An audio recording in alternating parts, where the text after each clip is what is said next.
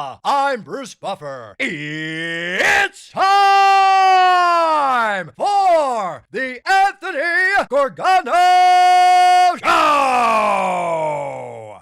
Live from the Xfinity Studios. Well, good morning to everybody but the Sixers. Oh, my God. Welcome to the Anthony Gargano Show presented by Xfinity and the BetPark Sportsbook online casino app after showdown with the Knicks. Well, we knew it was going to go awry when there was no Joe. Joe sits out this one, and it was ugly. It was flat out ugly. 138-89. Sixers are down 30 in the first half. It was just one of those ugly performances. And here's the problem. It shakes the foundation. Intellectually, we know that there was no Joe, right? And this team, obviously, without Joel and Grimes and the whole thing, like, you know, no George, it'll look different come the playoffs. But how do you handle these last two losses, which were just awful, like giveaway games? I mean, the Knicks scored 36 in the first quarter, 36 in the second quarter, 32 in the third quarter, and 34 in the fourth quarter. Oh, my God. I mean, it's just an ugly night. And you couple that with the fact that there was OKC down SGA, and who gives them some punch? Isaiah Joe with 21 and Jared McCain with 12, including 3 threes. And it's hard not to lose faith. Like, here's the issue with the Sixers. We all want to believe and we all want to extrapolate that a healthy Embiid can mean a run. That, you know, once you get George back and you actually have a rotation, you know, and Embiid's playing so well when he's playing that you go, well, maybe that this team could make a run and, you know, go compete in a playoff situation. But to get there, it's blind faith is what it is. And the problem with the Sixers is they've lost the ability for the fan to believe. All these years, all these iterations have taken its toll. It's taken its toll on me. And I want to believe that, hey, like, I get it. You're coming back off of a long West Coast road trip. The first part of the road trip was really good. You lost the last one. Okay. But then you come back and you're playing the Knicks. Like, I expected a little bit of, like, let's go. It's New York. It's a division game. You know, without Embiid, I get you're not going to win the game. But you just come out and there's only one guy playing ball, and that's Maxey. And it's frustrating. And it's really like soul crushing when it comes to faith and belief in this team. And then you start to wonder because you see McCain and you go, look, we get it. Like, he's not Steph Curry, but did you really miscalculate this situation, Eel? What you look and God forbid one of your guards twists an ankle, like, you got nobody. Your depth is completely shot. Did you really need to trade him now? Could you trade him by the draft on draft day, like, to get another pick? I get it's a great draft, and I see it. And unless you're going to try to maneuver to move up, I don't know, dude. Like, I don't know I don't know what the plan is. You have this team, you're like half pregnant is what you are. You got a team that could compete in a weekend conference if everything's right and if Joel is healthy. So you're trying to straddle both worlds, and, you know, it never works. Trust me, I've tried to do it. Straddling two worlds is never a recipe. You almost got to just pick a lane. And that's the issue with this team because you have Embiid and George and all that money tied up. And then you have the young hope, which is Edgecombe, along with Tyrese, who's about, to enter his prime. Oh, it's one of those games that you just go, oh, God, I can't even watch it.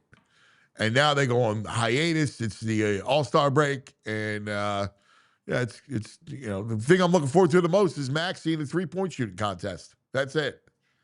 And I hate that feeling. The one thing I want is I want to either believe that you have a shot or I want to be all in on a rebuild. Like the Flyers, I'm all in on that rebuild. I know people want it to be quicker, and I get all that. But I know there's a direction, there's a plan. You got to have a plan. And I just see the Sixers straddling these two worlds, and that trade still kind of gnaws at me. I'm trying to give them the benefit of the doubt about the tax, and I get the draft capital that you want, but you've really hurt your depth. Like, you just have. Good morning, VG. What's up, man? It's just a brutal, if it's not the tax avoidance, it's just a brutal miscalculation. And he's kind of gutted. Like, though the whole plan was McCain would get you something to help this season. Help you out. A rim protector, right. A rebounder, someone who can stretch that the floor a little bit. And you had nothing? You just give them away for the future? This is not a team. You see what, like, your guard depth. Yeah, one illness, a flu, and you're decimated. Yeah. And your boy, Kelly Oubre, 30 minutes, 2 points. Like, well, listen, come on, I'm not going to, believe me, I'm the last guy that would defend him. I don't know, like 2 points. But that's who he is. Right. Like, he's like, listen, as a role player, I always thought optimum. I don't dislike him. It's funny. You paint it as this guy. Nah, you're not a fan of his game. What I like about, like, what I would be a fan of is him coming off the bench. Right. Because I think he could be a valuable piece on a team that makes a run. But off the bench. He's a great six man. Energy he gives you, pop a couple threes. That's what you need. Right. But yesterday, that was infuriating. There's two reasons. First of all, OKC's tweeting out pictures of McCain. It's like, are you kidding me? You were talking about points in 75 seconds. You want to talk about a troll job? Yes, right. And you had the talking heads on all the national networks saying, oh, OKC thinks they got a steal here. Yeah. It's like, maybe they did. I don't know. It didn't seem like it. I mean, to us that care and are paying attention, we all thought the same thing. Like, you're not going to make a judgment on McCain this soon after the injury, right? Mm-hmm. Like, he had to play his way back into it. Nobody here was like bitching about his production. We were like, all right, like, we get it. Mm-hmm. You know what he is. He's not like some elite starter because he's going to give it up on the other end of the floor. But he's the piece. He could be a valuable, like, role players in the NBA are important. The kid can shoot. He can definitely shoot. Got good energy about him. Like, he's a great kid. Dude, and it also, it gutted the team when you hear them talking. They loved him. They love the kid. They loved him. Well, the kid, like, crying that he's traded. He's a good kid. He's got great energy, and it helped. And again, like, I thought by the second half of the season, he would be more of a contributor off the bench coming in because he can shoot. Like, once again, that's a skill that is identifiable. Like, I know you can shoot. Yeah, I mean, that's a very valuable skill for a role player coming off the bench. Like Kyle Korver kind of stunk with it. He was all right when he pop out and stay in the corner and drain some threes. I mean, like, those are big shots. Yeah. And that in a second unit to give Tyrese a breath, to give Embiid a breath, that's a big deal. And you see the best team in basketball wants him, and they're the best GM. Yeah, they're touting him out there. Like, look what we got. Look what we got for a 22nd pick in the draft. Or and well, it's going to be later than that because the Rockets are good. They're the Thunder film room. Jared McCain just scored 8 points in 75 seconds. And then, to top all that off, half the building are Knicks fans. Yeah. Like, this is getting out of control. Yeah, it's out of control. They have taken over We are now the Washington Nationals Yeah. of the NBA. Yeah, that's what it feels like. We're the Washington Nationals of the NBA. Where listen, I love to go invade other stadiums. Love it. Like, it's the best. Yeah. Like, let's go. It's Braveheart, right? Yeah. Like, we're going in, right? Mm-hmm. Hey, we go down to Washington and take over Nationals Park. Yeah. It's the best. And that's who we're just conquered.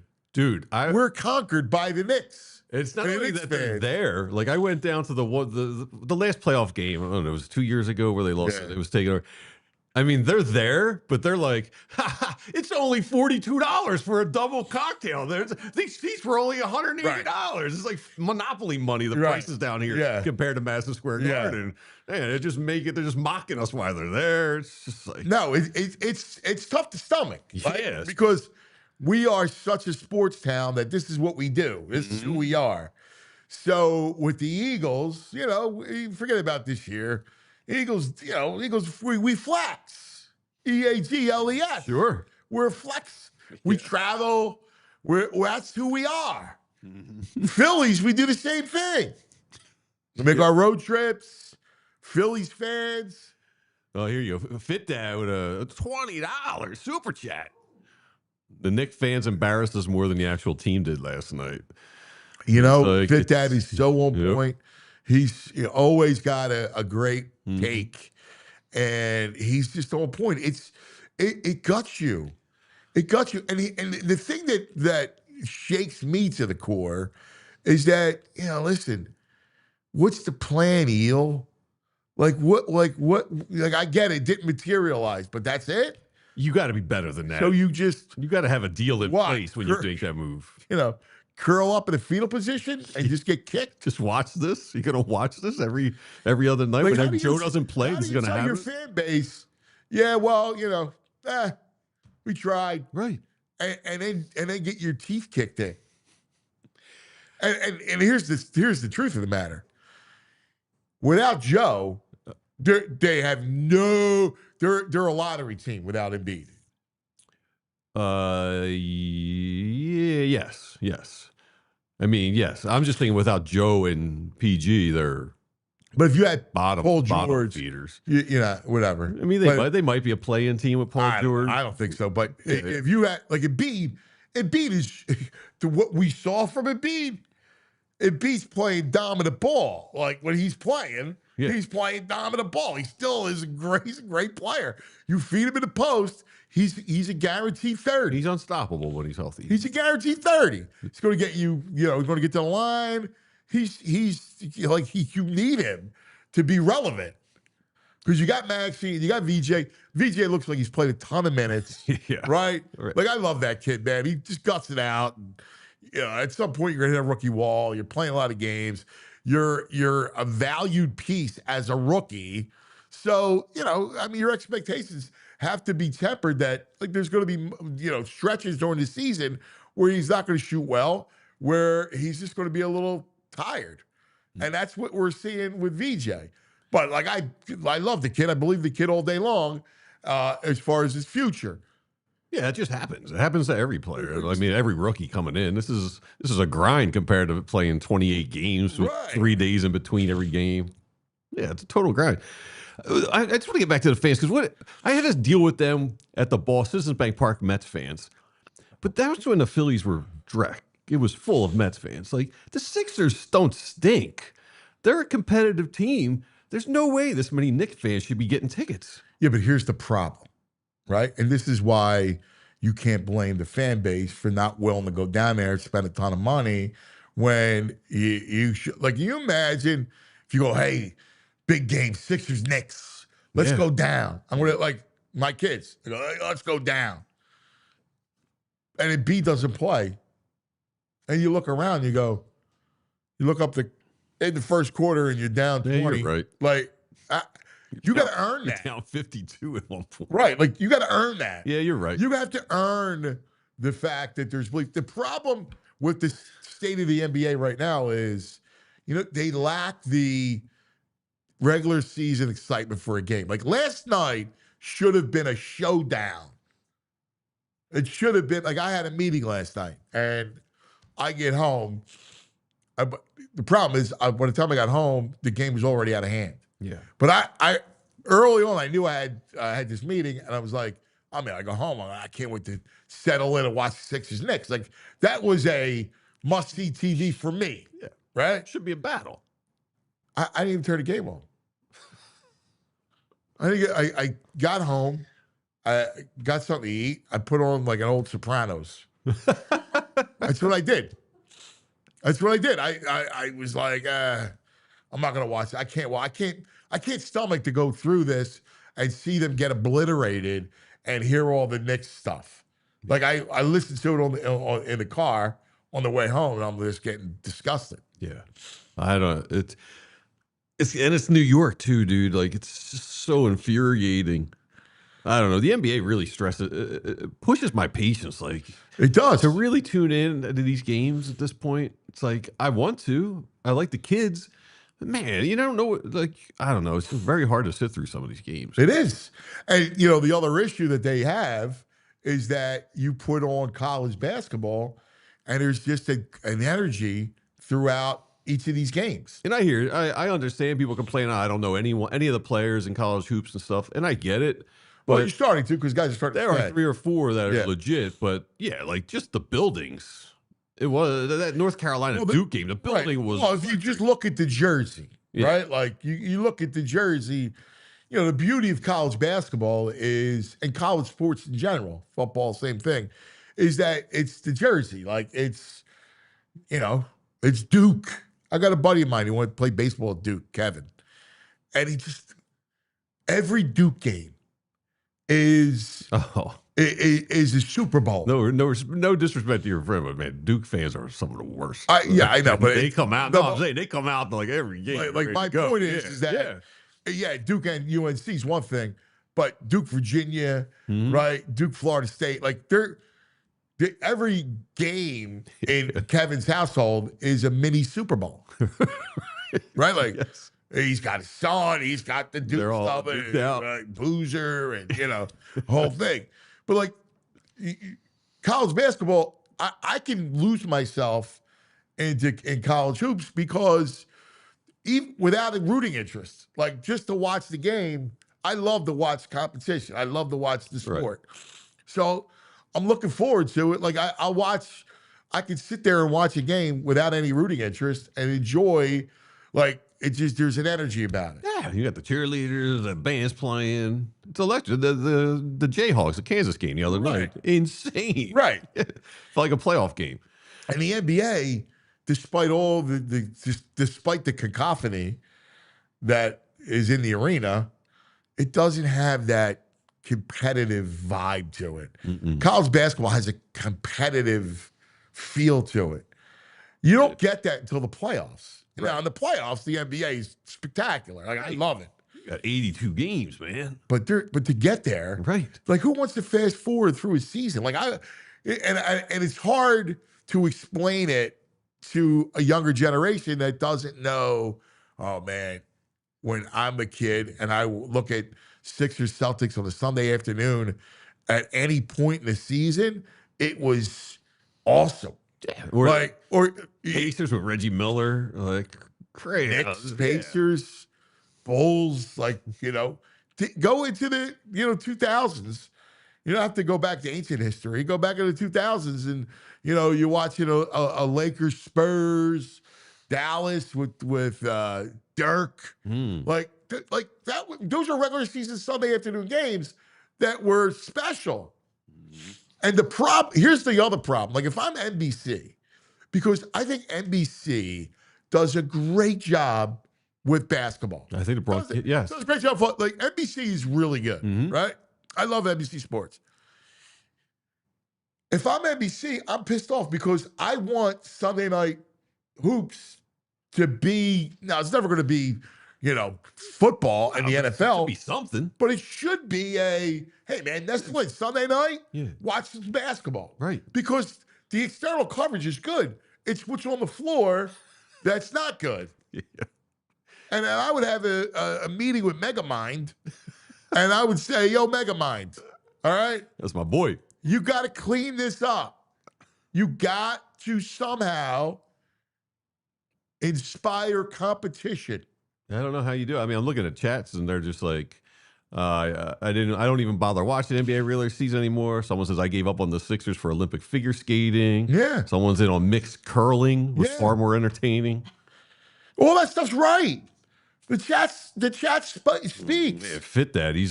I'm not excited to see where the Sixers season goes. I'm not excited for the same Phillies team. Flyers are the Flyers. I'm in a blah Philly sports season. I know. I think, listen, my heart goes out to you.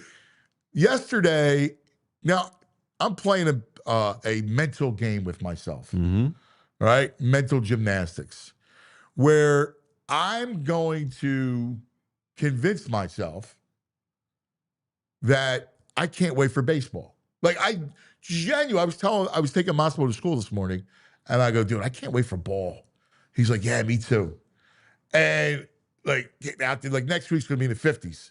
Whew. And I'm like, oh, is this from AccuVinny? Is he saying this? This is the AccuVinny phone, right? This guy's about telling me there's a blizzard coming this No, weekend. AccuVinny said yesterday he amended his forecast because he studies the models. Yeah. And AccuVinny said, no, we're done with snow. We're done. He said, looks like we're done with snow for the rest of the season. Man, please be right, Vinny. Please. So, which is great. But like, I'm going to convince myself that baseball, like I love baseball. I'm like, you know what? I'm just going to go all in because I can't just sit here and pine for football when I got to wait 9 months. No, you can't do that to yourself. Or 8 months. You cannot do that to yourself. No.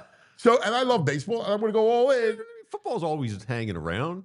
You know, you got the combine, the draft, free agency. It's always that's all there. fine, but that doesn't satiate me. What satiates me is the games. I like the games. So were you in the like boys? We have Pat McCloone coming up, Yes. right? So Pat, and Meg from Philly FIFA, we're in a group chat. I'm in a bunch of group chats, right? Mm-hmm. Right? Game's on, and I enjoy it. Like, I enjoy the discourse. I love games. Games to me are I'm a gamesman. Yeah, I am. I like it more than some people like the trade. Like our buddy Vinny Pellegrini, Yeah. who I love. Mm-hmm. Vinny is a GM guy. Loves like off season All the moves and all the moves and all the stuff. And I'm less about that. I like the art of movement.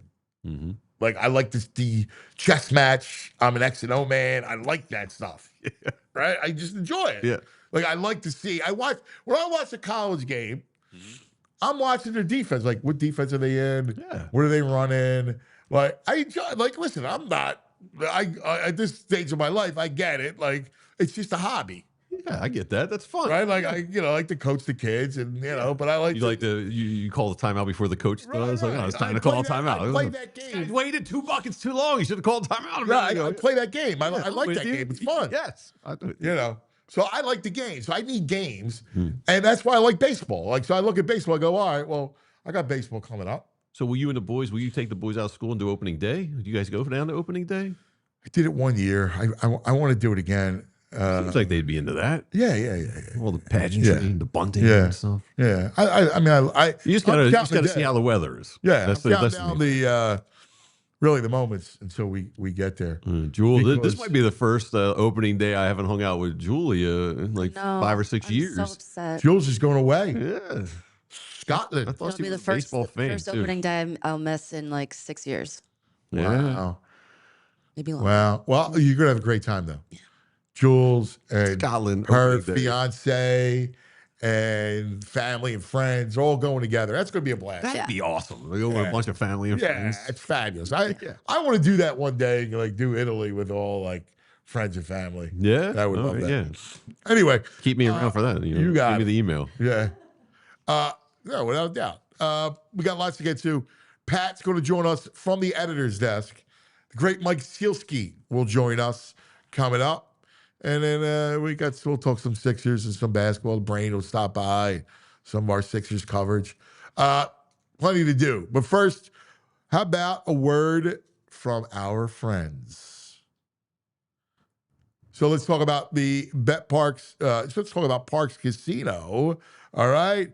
A great place for a night of headline entertainment.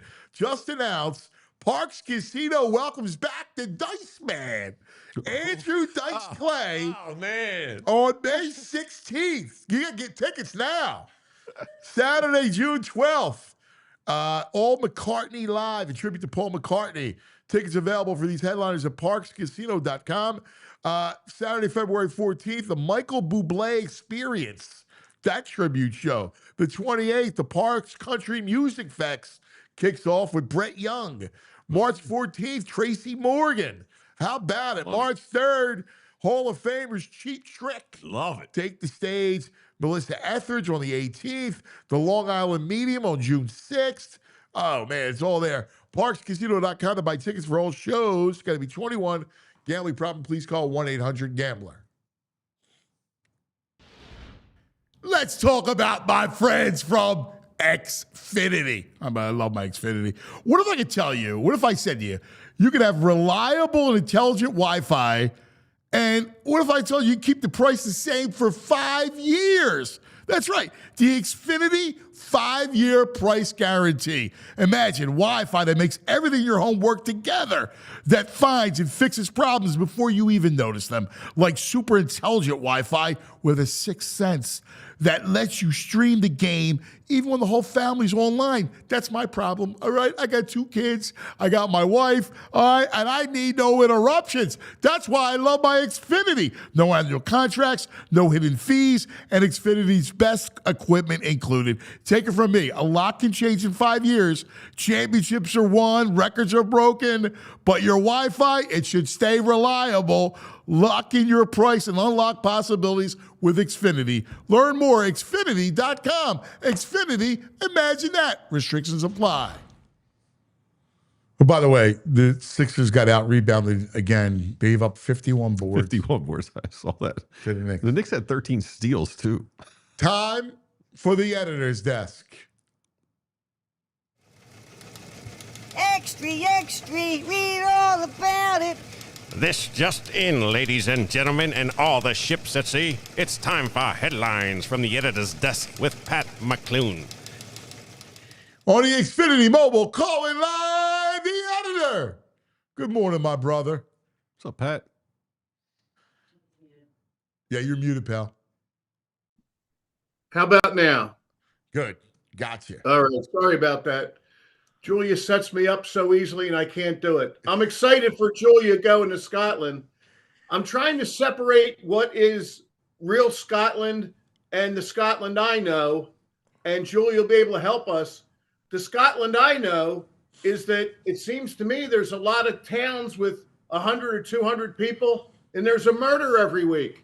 I see those shows on BritBox. Yeah. A lot of those shows, great settings in Scotland. And I keep thinking, my God, how small a town could it be? Somebody's getting murdered every week. Every week there's someone washing ashore. BritBox rules. Yeah. So Scotland will be privileged to have Julia over there. So there you go. That's awesome. That's awesome. My brother, what are we going to do with these Sixers? Oh, man, they're on the agenda. Whenever they think they're going to pull you back in, and God bless Fiji. Even he's not pulling the first game off of a road trip move. And you know what? It comes and it goes, Anthony. I felt pretty good on the West Coast. I thought they did well. I did too. Beat Phoenix. The Laker game was disappointing because Luka gets hurt early and then they lose the game. But, he had a decent trip. And Embiid, when Embiid plays, he's just still a dominant force. That's right. And you got to be really into it if you watch a Sixers game out of Portland late at night.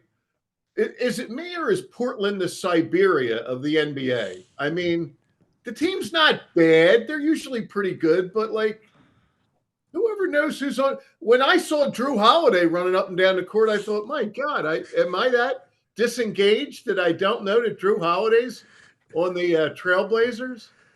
But, it's tough because Embiid's, poor guy's hurt, banged up all the time. But I don't know. Last night, how about, like you said, paying customers? That's what the paying customer gets. That game was over before the second quarter started.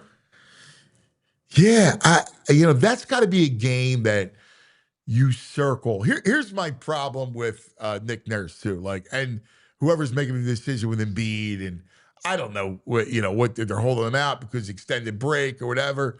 But that's an important game to show up for, right? Yeah. It's the last game before the All-Star break, so you have a lasting feeling. It's with a division rival, a true rival, and the Knicks, who beat you the last time at home. You got to come ready to play, guns blazing. You want to take off in the last game of the road trip against Portland? No problem. But then you got to come back and play last night. Absolutely. And you know what would be nice if you come out with a game with no energy and the Knicks jump on you early and you're Nick Nurse? I might look down the bench and throw Jared McCain in for some energy, like you guys talked about. Whoops, can't do that. I'm going to look down the bench and look at the ghost of Kyle Lowry. Great guy, Philly guy, tough as nails. It's over, Kyle. The guy, It's not even his fault. If I'm him, I'm Gordon. collecting a check, right? It's not his fault. It's no, not at all. Not at all. And I bet he's helping those guards develop. Yeah. Would love to have had 33-year-old Kyle Lowry on my squad or 36-year-old Kyle Lowry on the squad. But there's just not much there. And I think for the fans, there might be a little bit of a hangover from everybody being sad that Eric Gordon's gone.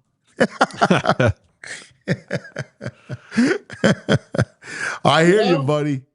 Oh, my gosh, But let's look at it, though, Anthony. I mean, and we'll consider this the Sixers conversation. Let's go to our headline. We have our headline for the Sixers. Yeah, and the headline on the Sixers is Sixers at the break. And, bottom line, Anthony, they're in sixth. They're a game and a half ahead in sixth. They're a game and a half away from Toronto. I'll follow it through if they can hold on to six. I'm thankful to get the playoffs back. But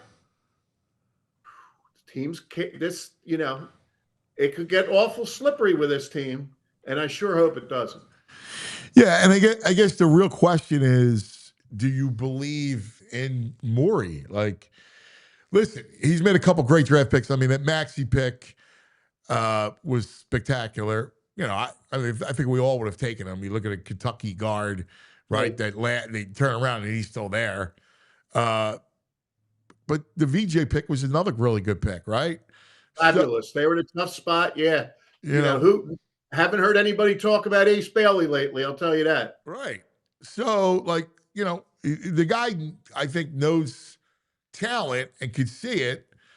But, as a builder, there's always been a piece short, right? That makes the foundation tumble. And I get the Embiid thing hamstrings him in a big way. But this last trade of McCain, because you see it when Quentin Grimes has the flu, you brought it up. Who are you going to? And it also reminds you that it does not help at all that the Paul George thing happened. You know, Paul George was a steadying guy there for a while, and now he's not. Who knows what's going on with that? Yeah, which makes you even more angry, right? Because there's ways to, that should have been avoided. You have an agent. By the way, who is Megamind? Is that who, you said something about Megamind? Who is that? So Megamind's a character. He looks like the commissioner. Okay. Yeah, he's okay. A character that looks like, I got it. Yeah. Yeah. I mean, Adam Silver does have that look like he'd be easily cartooned. Yes. There's lots of Nosferatu, Megamind, my man's got a problem with this league. He just does. And they just, because they make so much money, they just go, it doesn't matter. Because the owners are happy and they're going to expand and that's it. Like, hey, we're making money, but the quality of the game, like you lost the regular season. How do you can't lose a regular season? Like it's unbelievable how that is allowed to happen. Right. And then this weekend, you talk about the Sunday night game, and this weekend will really drive it home because NBC's Sunday night game is going to be that joke of what the All-Star game is. Yeah. It's business with 4 different teams or 3 different teams, and one's the world, and there's 2 different United States teams, and that's no good. You know what's sad too? I used to love the NBA All-Star game. Oh yeah, man. Like watching Jordan and Kobe. Like Kobe would go play defense. Yeah. Like it was Kareem. like it was always. I loved it. I don't know. I get it. It got ridiculous because nobody played, and then they would just shoot threes all game and whatever. I don't know. I don't know why it ceased to just exist as a singular game. Yeah, it was a little pride in East versus West. I just feel like the NBA, they're just trying too hard to make something happen that isn't there. That NBA Cup's got to go too. That's not helping. I mean, what are you going to do with that? Right. And that segues nicely, Anthony, into another segment I have under the term scheduling. Okay. And our headline there, boys, is we interrupt this season. And my question to you guys is, where do you stand on this break for the Olympic hockey? Where do you stand on the World Baseball Classic? Because both of them are being dropped in there at different times. So I love it. I'm going to tell you off the bat. I think it's great. I think it's like I can't wait. Like the hockey's is great stuff. Like you got NHL guys, and there's a lot of prideful. The 4 Nations tournament they had last year, I thought was awesome. I was locked in there, and I love the World Baseball Classic. I do. We had Vance Worley on yesterday. I saw that. Yes. Looking just like Vance Worley, which was great to see. Right? Yeah. And how about he's pitching for Great Britain? Right. Yes, right. Wow. Yeah. So I don't know. I like it. How do you feel? Well, I'm very much in agreement with you on the hockey. I think that those guys mean business when they're playing for their country. USA and Canada, they're always going to go against each other. And then all the other, the Finlands and the Swedens and all, they're really, they're out to prove something. So I don't have a Winter Olympics category, which tells you how much I'm into the Winter Olympics, but I sure will watch the hockey when they get going. It'll be interesting to see some of the guys. 3:00 today, Latvia. Yeah. The World Baseball Classic, I'm not as high on. And one of the reasons is that I think you run some risks with the World Baseball Classic with the pitchers. Like, I'm not loving that, in theory, Chris Sanchez and Nola have to be opening day ready by, March 4th or so? I don't love that. I think that there's some peril that goes with that. I think there's a few countries that are legit, whatever, but Great Britain, it kind of reminds me a little bit of the flag football they're trying to push, Anthony. I mean, come on now, you think the United States team might win flag football? Yeah, I'm out on the flag football. I think it's nice, whatever. But it's just not for me. So I just go whatever. Here's what I would do. I would do the World Baseball Classic. It's in like the middle, like almost have it replace the All-Star game or accompany the All-Star game, like somewhere in the middle of the season where it could be a fun kind of break, almost like you see the NHL. It's the middle of the year. Like early in the year, it's hard, man. Like it's tough because you're right. Your arms are not, you're playing, now you're extending the season, like the spring training. So it's a little dicey. So I see your peril. Yeah. Yeah. And you might be able to, it might be interesting to see a little bit of a break and how strong, refreshed teams come back in baseball if you put it there.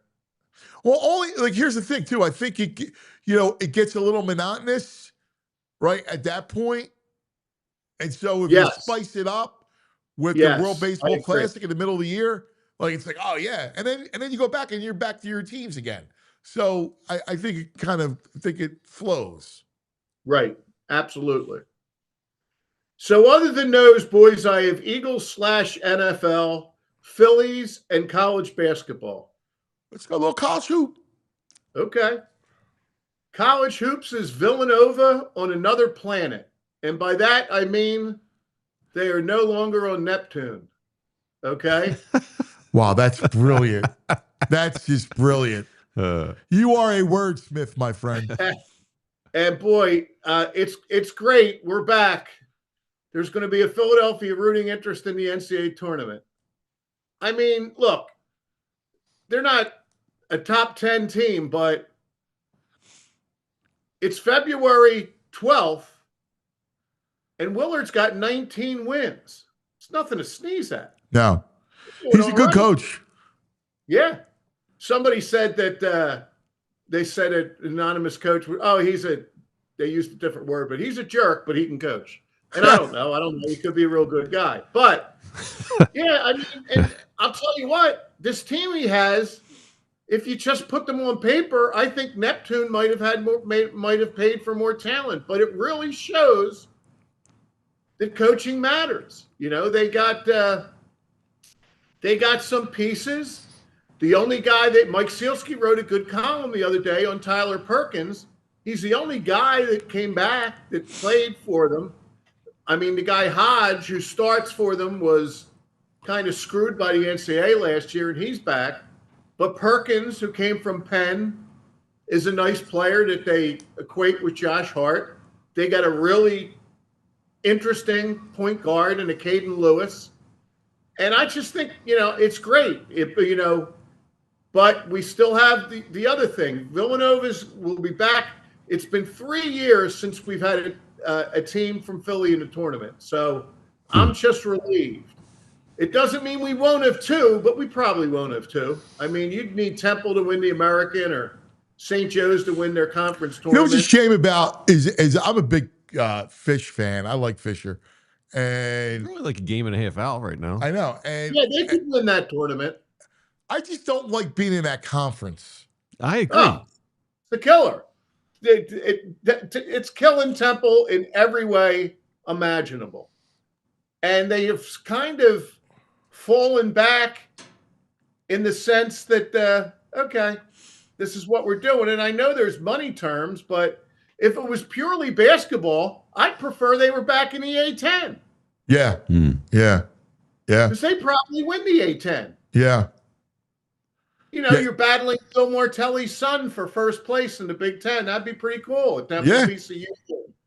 Temple St. Joe's takes back double significance again. Yes. But yeah, he's doing he's not, they haven't armed Adam Fisher very well, and he's getting pretty good results. So I give him credit. I do think we'll have two teams in soon, and not this year, but Fran McCaffrey's going to get Penn back from the Ivy. He'll get them in there. I agree. Yeah, I think so. Pat, who was the last Philly team 3 years ago? The last one was Drexel in 2021. Wow. But the last pure Big Five team, get a load of this, boys. Dump's last team at Temple. Wow. Yeah. Dump's last team at Temple in 2019. St. Joe's in 2018. No, Penn in 2018. St. Joe's 2016. 10-year drought for the Hawks. And then LaSalle, the Giannini team way back in 2013. What a drought. When's the last time we won a round? Wow, that's a great point. Well, I mean, Villanova's won. The last time Villanova won. Yeah, forget the title runs. Yeah, was Jay going to the Final Four in his last year. Right. Wow, that's a good. Off the top of my head, I don't know. I'm worried that it was when LaSalle won a couple games in 2013. Yeah. I don't remember Temple winning or Penn. Boy. Yeah. Yeah. I mean, I'm doing a quick AI search. You never trust AI totally, but they're saying Temple Owls 2013. Yeah, well, that was the same year LaSalle did it. They But beat yeah, NC State 76-72. Oh, I remember that game. Yeah. LaSalle won 3, and that year because they started from they won 2 and they lost to Wichita State. South Philly floater time. That's how far we go back for that. Wow, man, which was awesome. The Southwest Philly floater. Man. Yeah. But another thing about Villanova is, guys, there is not much respect for the Big East nationally. You know, it's interesting. You think about it as a pretty good up and down conference, but when you look at Lenardi, you look at 11 teams from the Big 12, and Joe's got 10 in from the Big 10. He's got 3 in from the Big East. Wow. And there is a drop off. You know, St. John's, and hopefully we'll do our thing where we'll all pick Final Four teams. Anthony won last year, and St. John's and UConn are, legit. Villanova's going to be there. Villanova's 1 or 2 wins away from already clinching it. But then there's the drop off. Then you're looking at a not as good as normal Creighton team, a Seton Hall team that Villanova handled last week. So it's interesting how they're perceived here and then they're perceived nationally. It's not the same thing. But when you know what's nuts is when you juxtapose college basketball on a given night versus the NBA, it's still not close because of the energy. Like I'll sit back, I'll just put on every night there's now again there's a million games, but every night there's at least 1 or 2 that is worth a watch. Right? Yeah. The other night, my son Pat hit me and said, "Been a Kansas fan since a little kid. Whoa, Kansas giving Arizona a hard time. Oh, I'm in. I watched the last 10 minutes of Kansas, Arizona. The athleticism in that game was unbelievable. And Peterson didn't even play for Kansas. No. Then they knocked off Arizona, going back to 2 weeks ago. And then there was one. There's only one unbeaten team in the country right now. Your Red Hawks of Miami, Ohio. The Miami Redhawks, baby. Yes. How about that? And they're a riot. VG, you want to go back and look at their play game by game sometime. They beat Buffalo the other day by 2. They won 2 games in overtime with both teams scoring 100 points. It's a circus out there. It's been entertaining. Might have to get a hoodie. Yeah. Did Wally Zerbiak go there? Yes. Very good, Anthony. Wow, because when they talk about it, there's an excitement they haven't felt since the Wally Zerbiak game. And here's another Miami of Ohio one, because this goes back to when I was at a camp in the Poconos in high school as a kid playing.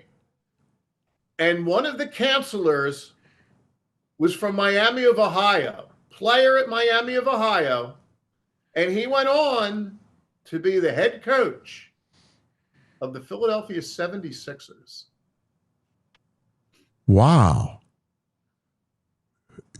Was it Gene Shue or something like that?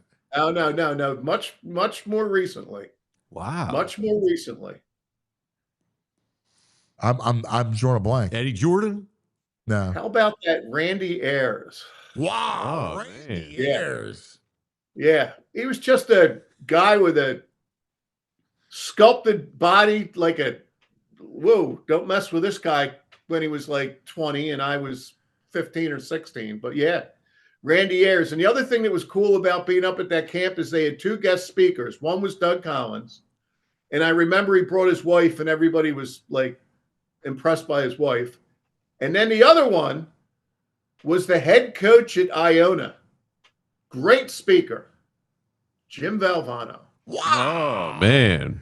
Wow, what a camp. Yeah, it was cool. Jimmy V speak. Wow.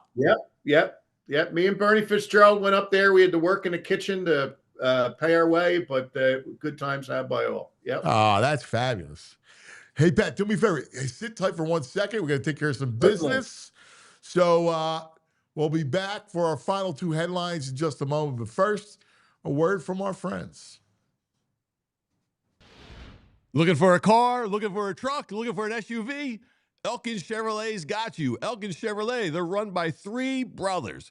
Real brothers, local guys. They're at the dealership every day making sure everything's going smooth. And right now, they're putting on a President's Day sales event, and the deals are bigger and better than ever. You need a truck? They've got it. Looking for an SUV? They got that too. They got your Silverados. They got the nice Blazers. They got the big, comfortable Suburbans and Tahoes. Every vehicle comes with the kind of service that makes you feel like you're part of the family, because they are a family. But don't wait. These President's Day deals are only there for a short time. Swing by Elkin Chevrolet, Route 73 South in Marlton, New Jersey. Super easy to get to right over the bridge, and get in on the deals that are just plain honking good. Elkin Chevrolet, they're real brothers, they're real deals, and they got a whole lot of honking good service. Together, let's drive. Attention, small and medium-sized businesses. I got an answer you got to have. It's called Togo, and it lets your stars focus on the business. Look, you don't want Bryce Harper pitching out of the bullpen, right? Listen, at Togo, it helps businesses streamline operations and level the playing field, taking on customer service, accounting, order management, logistics, admin, data entry, even complex multi-step operational processes, all at the fraction of the cost of building it in-house. Let them take that off the table for you, and then you can focus on growing the business, doing what you love best. Togo doesn't bill a dime until the real work begins. Programs start as low as $1,000 a month. Visit Togo.com and mention PHLY to receive free operational assessment. Togo, the answer. All right, back live with the editor, the great Pat McCloone of Philadelphia Treasure. So, headline number 2. How about if we finish Phillies and we'll go Eagles NFL? I got a quick question. Sure. Did you just wipe your camera? Yeah, you're super crisp now. I did. I was going to ask Julia if I looked fuzzy, and I thought, what could it be? And I have nothing but the best audio visual. I've spent thousands on my. Pat, we were just talking. I was like, we might have to get Pat a camera. Yeah. And you know look what? Great. Like all of a sudden, I was like 20 years younger. Oh my God, that was fantastic. I was looking at webcams to give you. I know. I looked the other week. I realized I wasn't that loud. I realized I didn't have the sound up. So Doran, you're fine. Not that I didn't listen to every word about the commercials, but I took my hand and I kind of got that green dot, and I thought, hey, I look a lot better now. You do. You look spectacular. Yeah. Rich McAteer. I don't know. I'm kind of. Rich McAteer in the chat says Pat defrost his camera during the break. Yeah. Well, anybody that's watching knows that I have a face made to be fuzzed out. I need a. No. I got a face made for radio. So. No, you don't. No, you There don't. you go. No, you don't. No, Yeah. no. Oh, how about that crisp image we got now? All right, let's do Phil's. All right. Okay. Let's go to the Eagles NFL for a second. Okay. And our headline there is, when does training camp start? Okay. So sad about it. And watching that game on Sunday, it just nailed home the opportunity was lost. Oh, it drove me crazy. Anthony, you got to get Baldy or yourself or one of your coach friends to do a diagram about how a Vic Fangio or a real smart defensive mind would defend the Kevin Patullo passing game in Miami. Do you put everybody on both sides? Do you Quarters. if you're going to run time and with 3 guys on one side and 3 on the other, and everybody, one guy to prevent the screen to Devontae and 4 guys to take the hitch routes. I don't know if he's going to be able to adjust. Yep, it's called quarters defense. We're going to play quarters. It should give anyone looking for a job optimism. I mean, if he got hired, anybody can get hired. It really does show you that it's an old boys network, though, doesn't it? I mean, even with the offensive line coach, and I hope that Cooper's okay, but what did they have to pick from? They can't. The Eagles at that time, they couldn't go and take the Bengals offensive line coach. You're going to get denied. Right. At that point, your only hopes are bringing a guy out of retirement, going into the college ranks, or maybe finding somebody's assistant offensive line coach. It's tough. But all these guys like Patullo, they wind up getting recycled. It was funny. So I go back and forth to both radio stations I was listening, and one of the guys had made the point that, well, Patullo is really a valuable coach, and it's why he got a job in Miami, and it's not about the outside noise. And it's like, well, listen, you can't blame the fans for being upset at that performance offensively when we know it just wasn't good. Like, you can't tell me all the blame is on Jalen Hurts. Like, you just can't tell me that. Like there, he may have some responsibility. I get it, he's quarterback, but it's like it's not it's almost portrayed as a complete alibi for Patullo when clearly there was an issue in calling plays, right? Like this was clearly the offense was not operating properly. Like, you can't just go, it's the noise. It's like when they called a timeout in the last game and they went over on that 4th down and they needed a play. He's a guy that doesn't have one in his pocket. I mean, I'm sure that the guy at St. Joe's Prep or CB West has one in his pocket for that. So I'm interested to see how he does with that. I've had another Eagles thing. Real quick, you mentioned Tim Roken from St. Joe's Prep.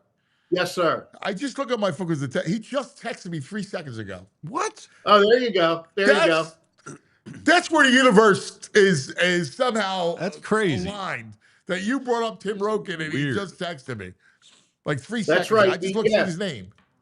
Yeah, he pops into my visibility more often than not because of social media, because his wife does terrific stuff about the food around the town.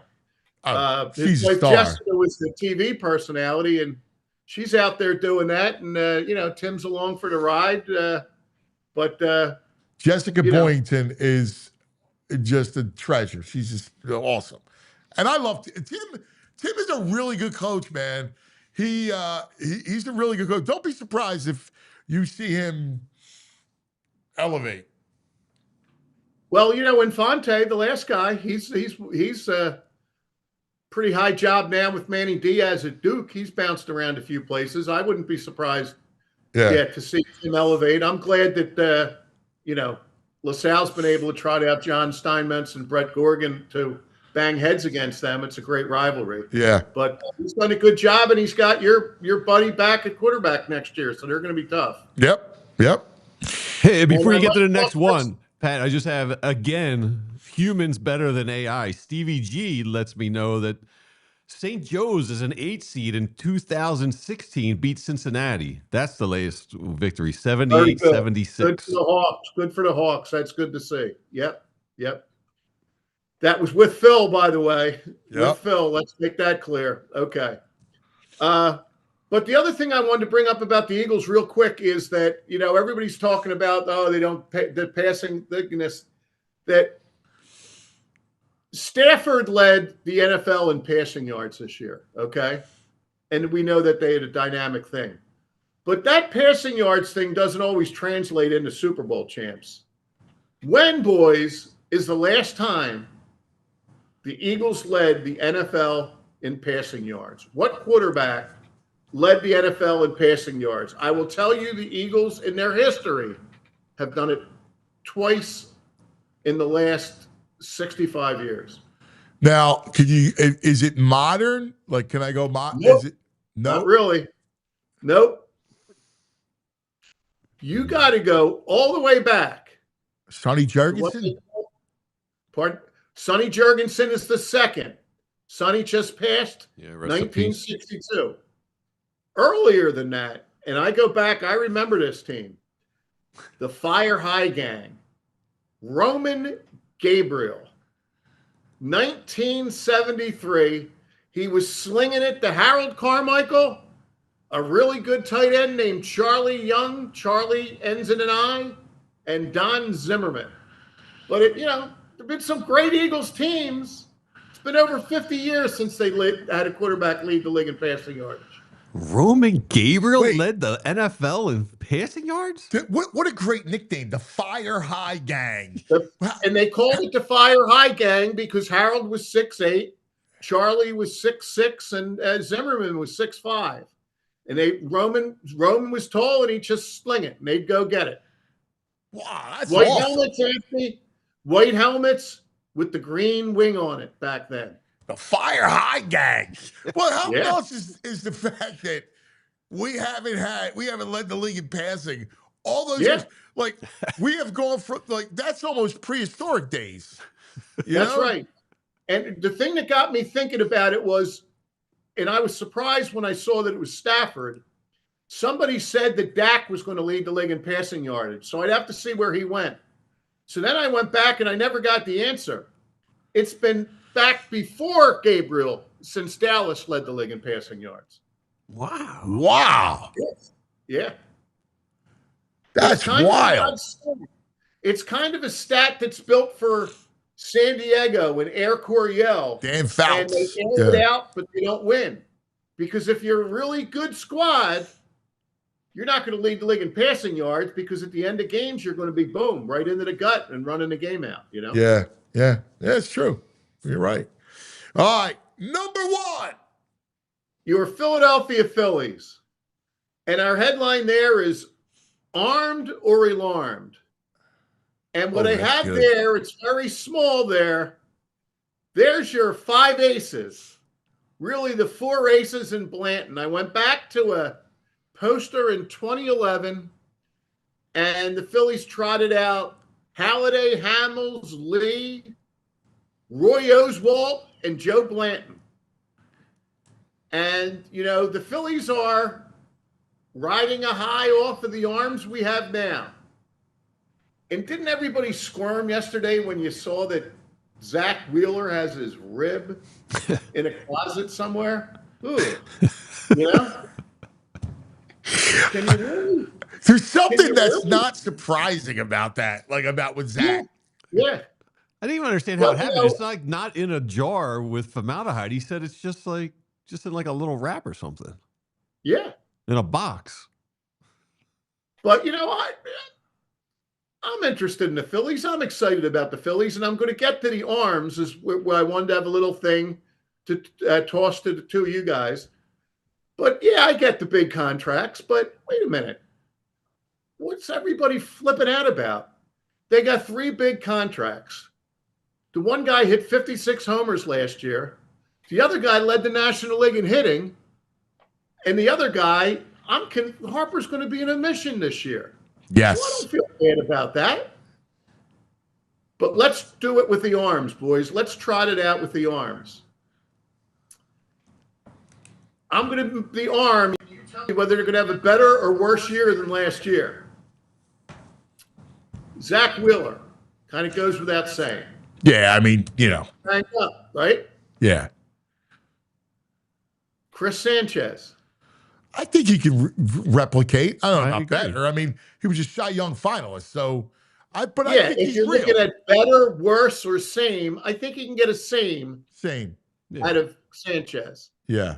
Jesus Luzardo. I go same. I think better. Yeah, well, He had a Yeah, couple of he's- games that were he weird. I could think be he has a better. lizard. I'm a lizard man. Right? Like, so I'm a lizard. I am the lizard king. Yeah, like I'm down with the lizard.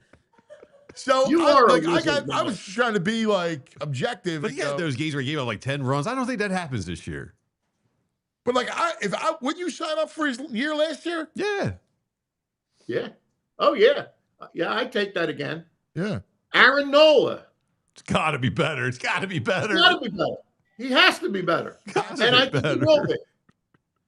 He's not going to be 5 years ago better, but I think it's reasonable to think he'd trot out a 3.50 ERA or something like that. Yeah, just give me, as long as it's not gas can. That's all. Yes. He was a gas can last year. Yes. And then the other one, you can't do apples to apples, so you have to say Painter versus Ranger. Yeah, that's a great question because the true key to the season relies on the answer to that question. So I think you can get a same. And I'm hoping that you get a better. If you get a better, it counteracts Wheeler. Right. I don't think he can get a better, but I admire the, because Ranger was pretty good. But, What was his numbers last year? Rangers? Yeah.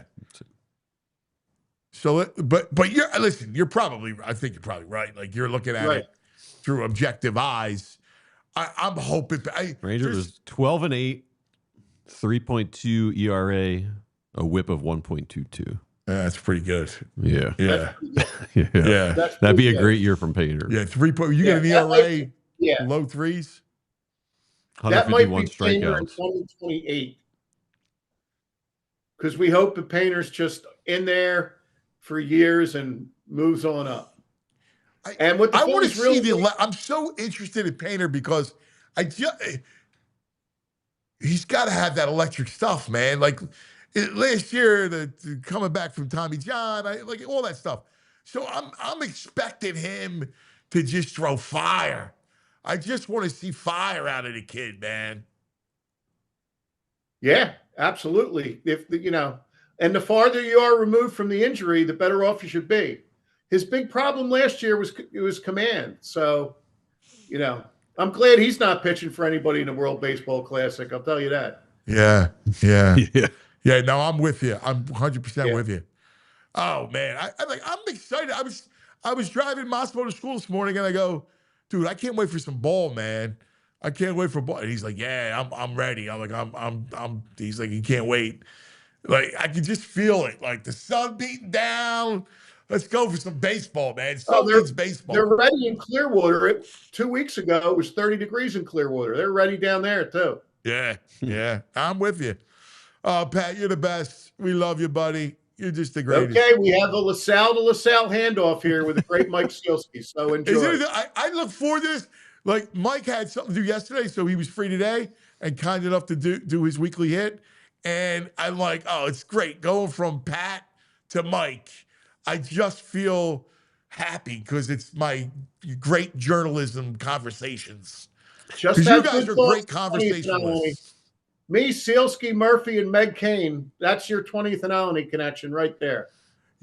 Hey, I did a year there, Pat. It's a great connection. It really is. You guys all have a common trait of just you want to drink a beer with each and every one of you. There you go. That'd be quite a festival. Losing conversation. I love it. Yep. I love it. I would have missed that more than anything. Football season is, the group chat. There you go. Yep. Yeah.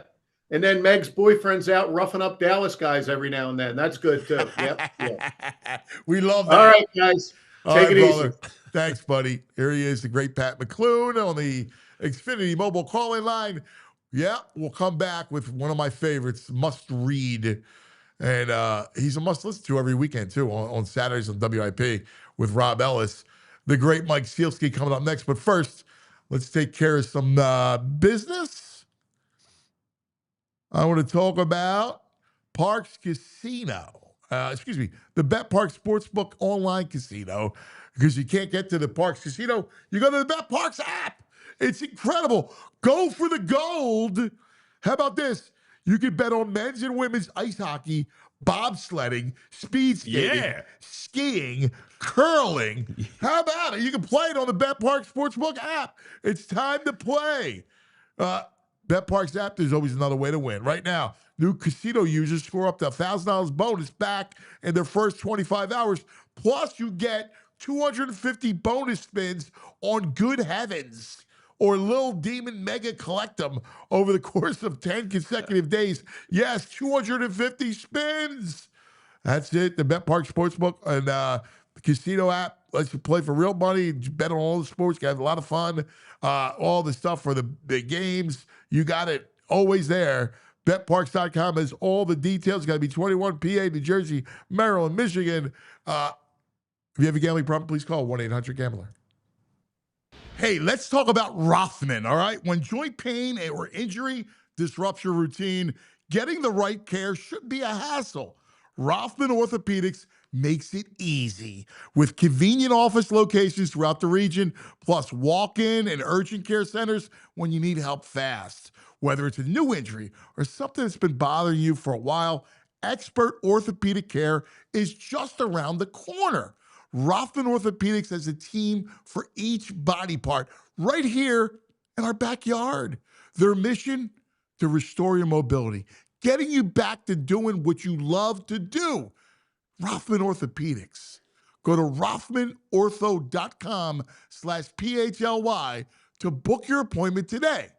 Rothman Orthopedics, your mobility is our mission. All right, time now for the great columnist, voice of Philadelphia, the Inquirer, Mike Sielski on the Xfinity mobile call-in line. Sielski.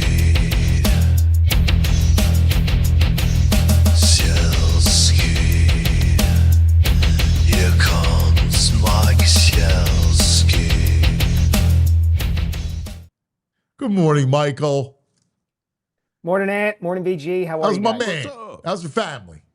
Everybody's good, man. Everybody's good. It's a crazy time of year. I kept telling myself that once the new year came around, everything was going to slow down. And if anything, it has accelerated, and that's fine. It's all good. It's all just good stuff. That's all that matters. Yep. All right. Speaking of not good stuff, last night in a major game, right? Like, here it is. Last game before the break at home against the Knicks, who beat you at home before, right around the holidays, and you put up that kind of clunker. Like, I get Embiid doesn't play, but it's the whole package that just is another gut punch to a fan base that's already doubled over. You mentioned it. And it's not just the 30-point loss. And it's not just that it comes in the aftermath of the trade deadline where the Sixers don't make a push and, in fact, give away a very good player who could conceivably help them. But that very good player has a very good night for his new team. And you can see the juxtaposition of the two, right? Like, I'm sure hundreds, if not thousands, of Sixers fans were following that game last night, watching it live, and then scrolling through their Twitter X or Instagram feeds to see Jared McCain scoring 8 points in 40 seconds or whatever the hell it was, and looking like he can be a contributor to a team that just won an NBA championship. Yeah, total gut punch. It had all the marks of a team that just looked around and said, our owner doesn't believe in us. Wow. Where do we go, Mike? Like, where do we go from here? Like, we can all extrapolate and say, come the playoffs, and Embiid will be back, and, Embiid will be playing regularly. George will be back for whatever that means. And, we're going to trick ourselves into going, hey, well, it's a first-round matchup, and, Embiid's unstoppable when he's on the floor. Where do we go? I don't know because I don't know how this team can build any consistency and certainly win 4 out of 7 games against a quality opponent in the playoffs when you don't know whether Joel's going to be available tonight. And that is not a slight against him at all for the way he's played this season and for his comeback. I think it's a tremendous story. I have to be honest, there's a sentimental part of me that says I don't want them to trade him because he's been around here so long that I would love to see him finish his career here. It's a rare thing anymore for a superstar athlete in any major pro sport to do that. and the slight possibility that they could make a run with him and maybe get to the conference finals, kind of makes me feel warm and fuzzy inside. And so from just somebody who follows the Sixers, I would love to see that. But the reality is, if you're Nick Nurse, if you're the rest of the team, how can you prepare consistently not knowing whether he's going to play? That's the hang up. And it's a letdown when he doesn't. And I know there are no back-to-backs in the playoffs, but you still can't prepare that he's going to be there every single night. And then the other thing further out that worries me a little bit is the defense for the Josh Harris regime of ownership was always, hey, what resources do the Sixers lack? Back in the day, they were practicing at PCOM. You could watch medical students, wandering through the lounge as they were practicing on the court down there below. And it wasn't really a top flight NBA operation. Well, now they have a practice facility. And, now they have all these resources, except they just decided that going under the luxury tax was more important than keeping a very good, promising player. So if that narrative doesn't hold, that Josh Harris is willing to do whatever it takes and spend whatever it takes to make sure the Sixers are competitive, then where are they? Yeah. Yeah, and here's the thing. Like, Daryl Morey could sit up there and say, well, we had a plan and it just didn't materialize.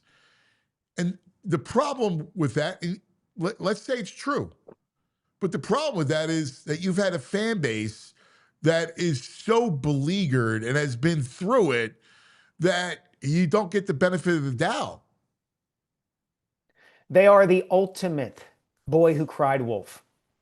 That's it. Like, why would anybody listen to the Sixers say, no, this time we're really going to make it happen, right? And I don't necessarily blame Daryl. Daryl works for people, right? I mean, that's the bottom line here. And so, look, they've made it clear over time that, and I think this is just kind of a function of the ownership structure and the nature of somebody like Harris or a hedge fund guy who owns a franchise. You're either going to be committed to winning or you're going to be committed to making money.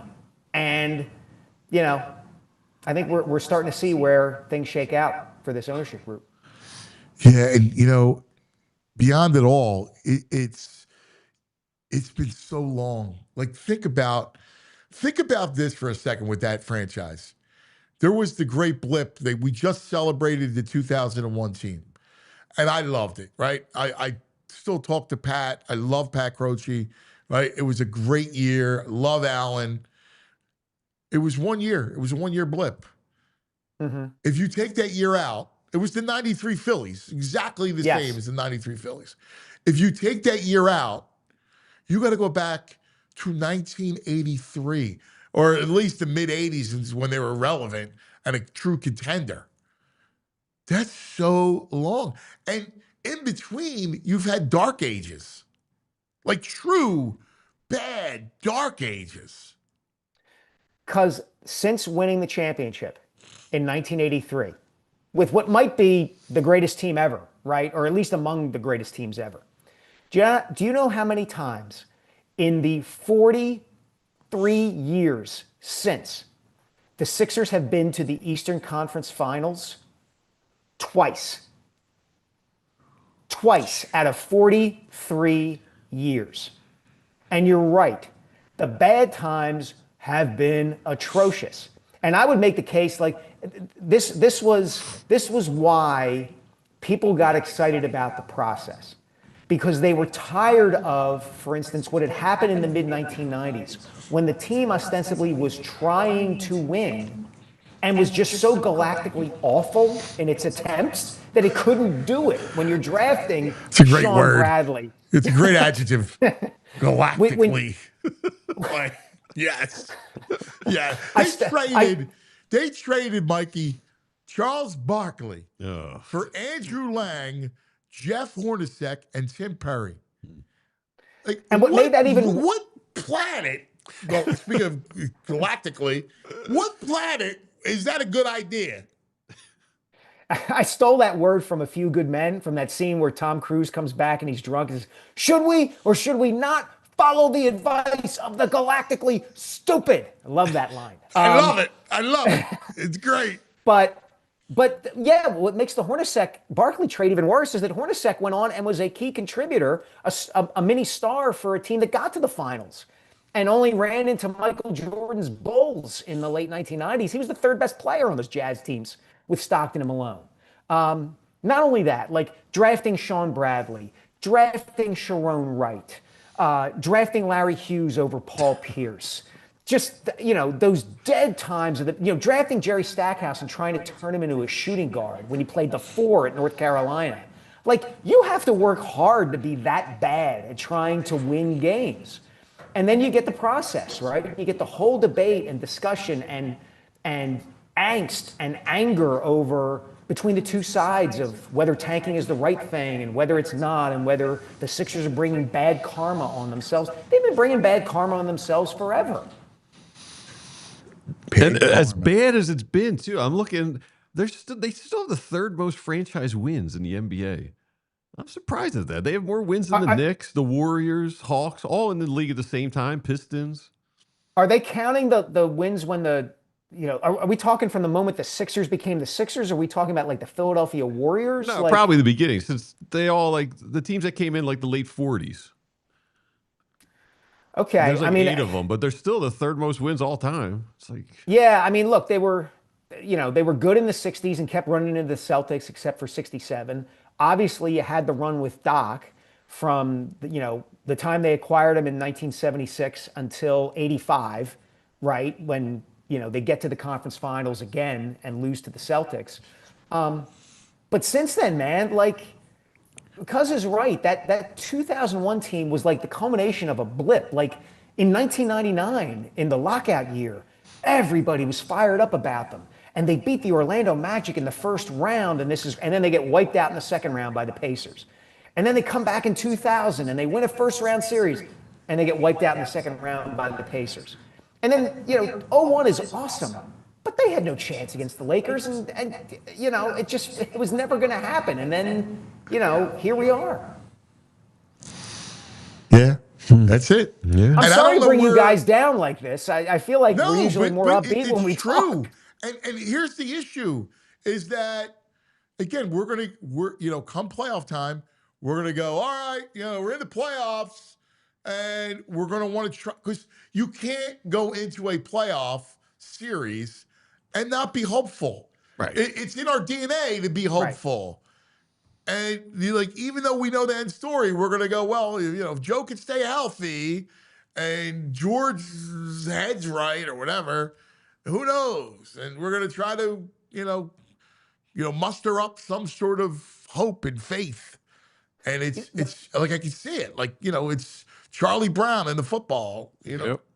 Yeah, the hardest part for fans, I would think, has to be that if you've been a devoted follower of this team for, let's say, the last 10 years or so, you can point to certain moments where the whole thing might have shifted, and it didn't.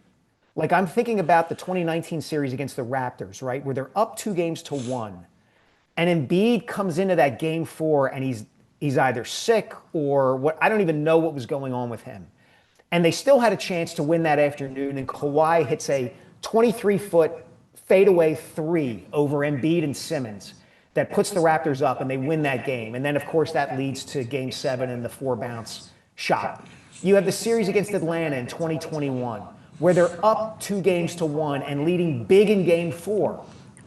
I think, they split in Atlanta. That was like the Friday night game or whatever. Yeah. Right. And then they're up gigantic, huge, 26 in Game 5 and blow that. I mean, it's just one thing after another, one punch to the face after another. Yeah. Zaire Smith. And truthfully, if you go back into history, they've done that so many times. Up 3-1 against Boston, right? Like up 2-0 against the Blazers. Yeah. In the finals. Like, this franchise is just the ultimate kick in the stones. The ultimate Uncle Frank. They are just crazy. All right, let's go through our 4 for 4 with you as we always do. Wrap up. Birds. Super Bowl's over. Neat bow on the 25 season. all the change heading into 26 on the offensive side of the ball. Mannion comes in. Grizzard comes in. Mahaffey. You got a whole new kind of offensive staff. Where are you at with it? This is either going to go really good or really bad. And I say that not necessarily because of the coaching changes, although that'll be part of it, right? Because they're implementing an entirely new system. But look at the question marks mostly on the offensive side of the ball, but somewhat on the defensive side of the ball. What's your offensive line going to look like? And that includes if Lane comes back and if Landon Dickerson comes back. What's going to happen with A.J. Brown? What is Jalen going to be able to adjust to the offense and be able to excel in this new McVay-Shanahan kind of system? Pass rush, are they bringing Jalen Phillips back? Is Jalen Hunt taking a new step forward? Like, there are so many questions, it seems to me, that I don't know how you can look at it right now and say, oh, okay, well, they're going to be back to where they were, or they'll even hold steady with where they were this season. Yeah. A lot has to go right on offense. Let's face it. I still believe I believe in the core of this defense. I think it's a defense that you can lean into, and it should be able to keep you afloat. Oh, they'll have to while the offense is figuring it out. But yeah, I mean, and the idea that is Mannion ready for it? He may be, and he may be down the line, but it may take him a year or two. What does that mean for the interim? Right, exactly. I mean, all those questions I laid out, that kind of goes into it, presuming that Sean Mannion knows what he's doing and is a real sharp offensive coordinator. That doesn't mean that Lane Johnson's going to be there for 17 weeks and be the Lane we're accustomed to seeing. So yeah, lots of questions. I mean, who's lining up and playing tight end for this team right now? Yeah. And the AJ, there's all the talk about, all these teams interested in AJ, and then, now there's the Max Crosby stuff happening. Maybe that's a swap waiting to happen, Yeah, look, I heard Adam Schefter say this the other day, and he was right. There's a lot that can happen between now and even training camp, and certainly between now and week one. At this stage of the offseason a year ago, nobody was talking about the Cowboys trading Micah Parsons. And there was another player who, was rumored to be traded and ended up coming back to his team and having a big year. Myles Garrett. Everybody's, Myles Garrett's demanding to be traded, and then he goes out and sets the sack record for the Browns. So, a lot can happen between now and then, but it doesn't look great right now. Yeah, no, I know. What's your, it's funny how it's like clockwork every year. It's like, all right, well, the top quarterbacks and then the top coaches, and, it's amazing the chasm that has developed between Eagle fans, right?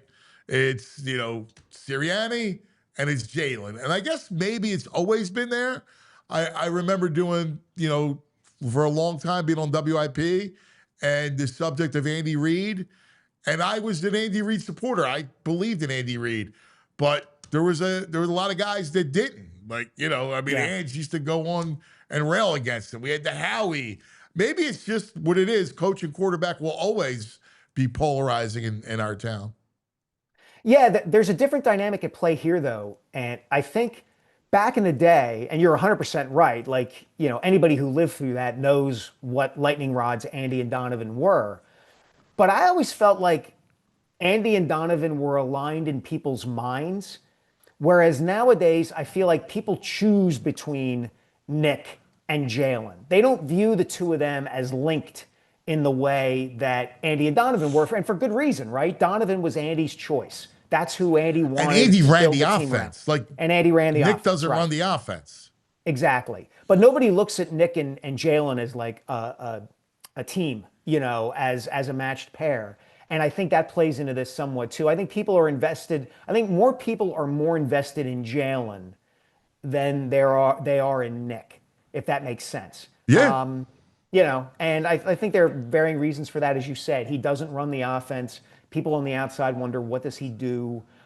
His behavior on the sideline rubs a lot of people the wrong way, all of that kind of stuff. So, yeah, it's interesting. But, man, those guys, all you have to do is go to a party or something and mention Nick Sirianni or Jalen Hurts, and you'll be buttonholed in a very emotional conversation for the next 45 minutes. Yeah, it is wild, man. And they are two distinct opposite sides, polar opposite takes on both of them. Yeah, it's like Nick's the electric cable and Jalen keeps him grounded, to a certain degree, right? I go back to that moment in the first Chiefs Super Bowl where Nick is, pointing for the first down on a replay and Jalen grabs his arm and pulls it down. I think Nick could use a little more Jalen in his personality, and Jalen could probably use a little more Nick. Isn't that interesting? It really is. Phillies. So this is yesterday. I woke up because it was day of pitchers and catchers. And Mike, I said to myself, I go, I don't want to waste a season in which the Phillies are a legitimate contender, because I lived through enough of them when they were not a legitimate contender. So we wake up on the day that pitchers and catchers report to Clearwater, and I want to embrace it. And I want to go, look, there are reasons, tangible reasons, why this team you should be excited for, you should be into it, and why I don't care what the Dodgers have done, it's baseball, and once you get to the playoffs, you got a chance. Is that the right way to look at it? Yes, that's the right way to look at it. The regular season in baseball is different from the other sports. It is. I know we've gotten in this habit in recent years of the regular season, the only thing that matters is what happens in October. And I totally understand that. I totally do. The Phillies get to the playoffs in 2022 for the first time in 11 years. They make this amazing run to the World Series. They're up 2-1 against the Astros. And then the bottom falls out and everybody's like, oh, but we're going to win one. And they haven't. And I get it. But baseball is 162 games. It's there with you every day in the summertime. And I've said this before, man, think back to all the stuff that happened last season. Think back to Kyle Schwarber hitting 4 home runs in a game. Think back to the first time Johan Duran made that, ridiculous entrance with the fire and the spiders and all that kind of stuff and how fired up people get. There are a million things along the way during a baseball season that give you excitement and joy. And one of them is being able to follow a team that's really competitive and has a chance to win. You're not guaranteed anything in sports, certainly not in baseball where you have, playing a certain way for 162 gets you in the dance, and then in a way you have to play completely differently to go win the World Series. So it's perfectly fine to be optimistic about this team. Do I think they're going to win the World Series? No, I don't. Do I think they're going to be really good? Yeah, I do. I think they'll be really good. And if people want to center their entire enjoyment around watching Kyle Schwarber and Christopher Sanchez and maybe the chance of seeing Justin Crawford develop or Andrew Painter pitch well based on how those guys do in October, that's their problem, not anybody else's. Yeah, you and I are aligned in the same way. And can I tell you, I get a ton of joy. There's a couple athletes today that will inspire the inner 12-year-old in me that I look at and I just admire and I genuinely root for. I just brings a smile. I love that dude. And I allow myself to feel that way because it's true and organic. Tyrese Maxey. Yeah. And Bryce Harper. I love Bryce Harper. I do. I think he comes back with a big year. People talk about, he panders and he does this and he does that. And I just think he's a true competitor. I love the fact that he buys into the Philadelphia thing. He's made it his home here. He's a part of the community. I heard a couple really good stories about a Home Depot and him in a cheesesteak place. And he's just gracious. I just appreciate the guy. I love the guy. I understand where you're coming from on that, and this to me is something that I don't want to say it concerns me about sports, but it bothers me a little, which is the way so many people consume it now is so results based. And what I mean by that is not just whether your team wins or loses. I mean that because we bet on sports so much, we play fantasy sports so much. Look at younger generations. Look at every poll of, anyone younger than age 30. They don't like watching sports very much. They like the highlights and they like following it for, prop bets and things like that. But they don't feel the way you just described you feel about Bryce Harper, or the way I definitely felt about sports when I was growing up. I like the beauty of watching an NBA game. It's one of the things that bothers me so much about the NBA now is that, like a game like last night, like I want to see teams compete every single night. I want to see the athletes trying to win every single night. And no matter what you say about what basketball looked like in the 90s when teams were beating each other up and games were 85-80, there was no doubt that those teams were trying to win every single night. And there are things beyond just the results of sports that draw us to them. And I wonder if we're losing sight of it. And it's great to me that you look at Harper, that way. And you can't help but look at Tyrese Maxey that way with the way he plays and the joy and the effervescence he has. And those are all good things. And those are good reasons to be interested in sports and follow them and derive something good from them. Yeah, and it worries me, Mike, to your point. We have kids and, we're at the Super Bowl. Now, my oldest was probably half watching, all right? Like, he had his phone out. He was probably half watching. My little one, and both of them play football, right? Like, they're both athletes. And the little one's got the earbuds in and, he doesn't. When I was his age, he's 12. He's going to be 13 on March 1st. And when I was that age, those guys like you and I, we revered these athletes. Like, it was good to have someone. I didn't like superheroes. Like, I wasn't a Superman. Like, the athletes were my superheroes. And I look at him, and he doesn't have that. In fact, he's quite cynical. Like, he'll rip Hurts. And like he comes in, he's like he rips guys. I'm like, yo, dude, like where is your, where's the pedestal? Like, I'm not saying I want them to worship athletes the way we did, but I want them to admire it because I think it's healthy. Well, I mean, is it possible we know too much now? Because you can see every single quarterback. Your son can see every single quarterback in the NFL play pretty much every time he wants. So maybe he looks at Jalen Hurts and then sees Josh Allen or Patrick Mahomes and says, well, he's not as good as Patrick Mahomes and Jalen. Right. He's a Mahomes guy, Allen. Yeah. Yeah, and it's not just seeing him, once in a while on Monday Night Football. It's every single week you can see these other players and compare and contrast. So, I mean, I think that, and again, we didn't have the distraction back in the day of the phone, of the stats at all times, of something else to draw your attention away from just watching play after play after play of a particular game. We thought about it like, oh, the Eagles are on, or the Super Bowl is on. This is what I'm doing for the next 3.5 hours. I don't think kids today look at it. They're like, oh, all right, game's on. That'll be in the background while I'm looking at my phone or playing a game, video game, or doing something else. If we had the games, I mean, they weren't as elaborate, but back then it was just as like groundbreaking. We had the handheld Coleco games, we had Atari, we had all that stuff. Yeah, but you weren't playing them and interacting with somebody else during an Eagles-Cowboys game or during the Super Bowl. Why weren't we? Because you weren't interacting with a ColecoVision game. You were playing by yourself. You weren't getting the dopamine hit of maybe posting something on social media that some kids do, or tracking a million different fantasy players or whatever it is. Like, they've grown up in an information system that's much more demanding of their time than we did.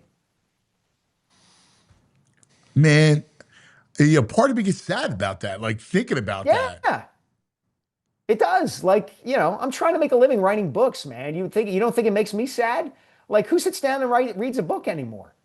I know, man, dude. I couldn't wait for books to come out, like sport. Like, as a kid, now older, I still read voraciously. But when I was young, like Like yearbooks, like I'd be eating them up, man. The dunk, right? Like, that's why I go to high schools and elementary schools every time one of these books comes out. Like, here's how I do it. Here's the way it's done. You should really read this. You're going to learn some stuff. Hopefully it's fun and exciting. And maybe one kid in a class of like 35, like decides that he likes reading. So whether it's right to say pure, because obviously we know that nothing in this world is pure as we understand, which is another, I don't even want to go down that road. But when we're consuming it, it felt like sports at that moment in time was more good than bad. And I don't know if that's the case anymore. Yeah, because we didn't know as much. That's part of it. I think it was easier.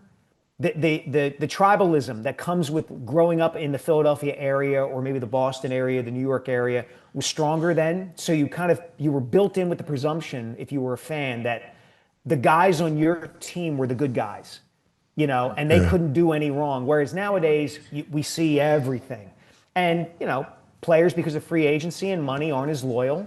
You don't have the sense that Mike Schmidt is my guy. Like, what did we talk about earlier today? Like, the discussion around Joel Embiid for the last 3 weeks has not really been about his comeback. It's been about, should the Sixers trade him for Giannis Antetokounmpo? Like, that's a less sentimental discussion to have. And maybe it's a kind of discussion that doesn't draw people into sports in the way it did back in the day. I also think, there were less teams. The product was just better. Expansion was kind of just diluted it. I'm looking 1985, 86 NBA, there's 22, 23 teams. They're 30 now. The product's just not the same. And there's smaller things. There's smaller things too, guys. Like, I say this about the NHL all the time. The sport of hockey is so much better now. Players are so much more talented. They skate faster. The goalies are more athletic. Go back and watch a game, from the 70s. It looks like all those guys are skating in sand, and all the goalies are like weebles that are going to wobble and fall over in the net. But they all had their helmets off, and there was fighting. You could see their faces. And it was guys like Clark and Schultz and DuPont, and they all lived in South Jersey and went to the same bar. So the connection that you felt to those guys, even though the sport wasn't anywhere near as good in its quality as it is now, was much stronger than what anybody would feel with an NHL team now. Yeah, yes. Just by nature of no helmets, like you saw them, you got close to them. You saw style, right? Yeah. This guy has long hair. This guy has a beard. This guy's bald. Yeah. Look at Ed Van Impe. Could you imagine a pro athlete today looking like Ed Van Impe did back when the Flyers were winning Stanley Cups? Yeah. Crazy. He looked like he was 55. Yeah. It's crazy. But let's, because we're touching the Flyers, let's close with the Flyers. What I think they need more than anything, they need a C, like a true C, someone in the locker room that can now deflect things like that. Like you got to have someone in there that is a go-to guy, right? Like, you need a little personality. You need that C that's got a little personality. It's got a little oomph to him. I think that's the one thing that they need to get. Yeah, I think that should be at the top of the list. I'm a big believer that in most elite sports, the tone, the culture, whatever you want to call it, that's set within a team and an organization is usually set by one leader or one great player. It's not often the coach. It's not necessarily the general manager. It's a star or a leader within the locker room. It's the Tim Duncan, it's the Bill Russell, it's the Larry Bird, it's the Magic, it's the Michael, not just because they're great players, Brady, it's because of how the standard they set within the place. And the Flyers haven't had a guy like that really since Chris Pronger. Yeah. Right? Just the kind of guy who with edge to him, who would be like, yo, dude, stop taking shifts off. Get your ass back and back check. Come on. And who could say it with gravitas. Yes. And say it in a way that if the guy didn't do it, you knew Pronger was going to kick as you know what. And it doesn't have to be, negative either. Like, it Right. could be like rah-rah. Like, to be Yes. rah-rah without it being corny or trite or contrived is an important skill. Like, I want you to lift me up. Like, let's go, boys. Let's go, man. This is Like us, man. Great job. a good example. A good example would be Keith Primo in 2004, right? Yes. Like there's a Yes. veteran team.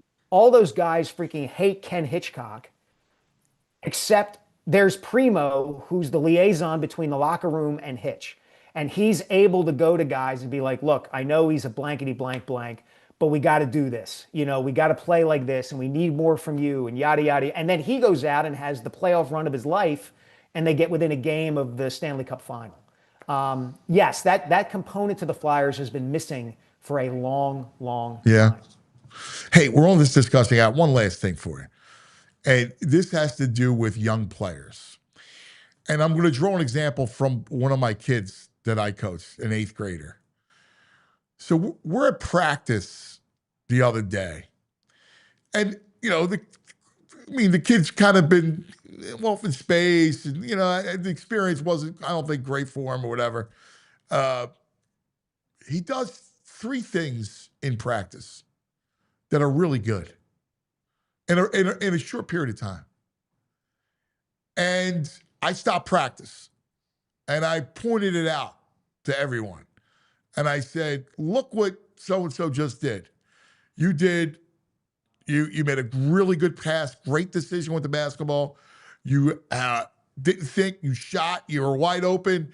You just shot it, perfect decision, the whole thing.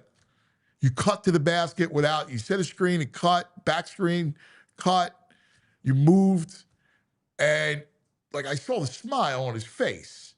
And after practice, he gives me a fist bump. We had a game the other night. And I saw a different energy and he was into the game. And it wasn't like he was starting or anything else, but, got him into the game and he was like into it. And it made me feel good. Also made me understand that sometimes we're wired to think about tough love first. Yeah. And I do think this generation, while there's a difference between, yay, good job, buddy, but a real moment when they do something right, to let them know that you did something right in front of everybody and to pump them up. And I kind of think that little moment is really the basis of even professional sports, of how you deal and interact with players of this generation. Earned praise. Make and valuable praise. Don't dish it out all the time so that it doesn't mean anything, right? Like, you complimented this kid because he had earned the compliment and he knew he had earned it and he knew now what he had done to earn it. So now he's going to try to keep doing it. I agree with you completely about this. I don't think that you can be you can't be hard with your kids all the time, because unless they are wired exactly the right way, it's not going to work. And it may even damage them. I did a piece for the Inquirer last year about an Olympic fencer from Philadelphia, a girl from Princeton who ended up winning the gold medal in Paris last year. And the whole story was about her relationship with her mom and dad, and how her mom in particular, pushed. And the daughter was wired to handle it right up until the moment where she finally got old enough to say to the mom, that's enough. You can't watch my matches anymore. You can't watch me practice. It's too much. It's bringing me down. And it made the mom go, oh, okay. Now I need to reevaluate how I go about it. And the relationship changed. It was always good and stayed good, but the mom's approach to competition and her daughter's results changed.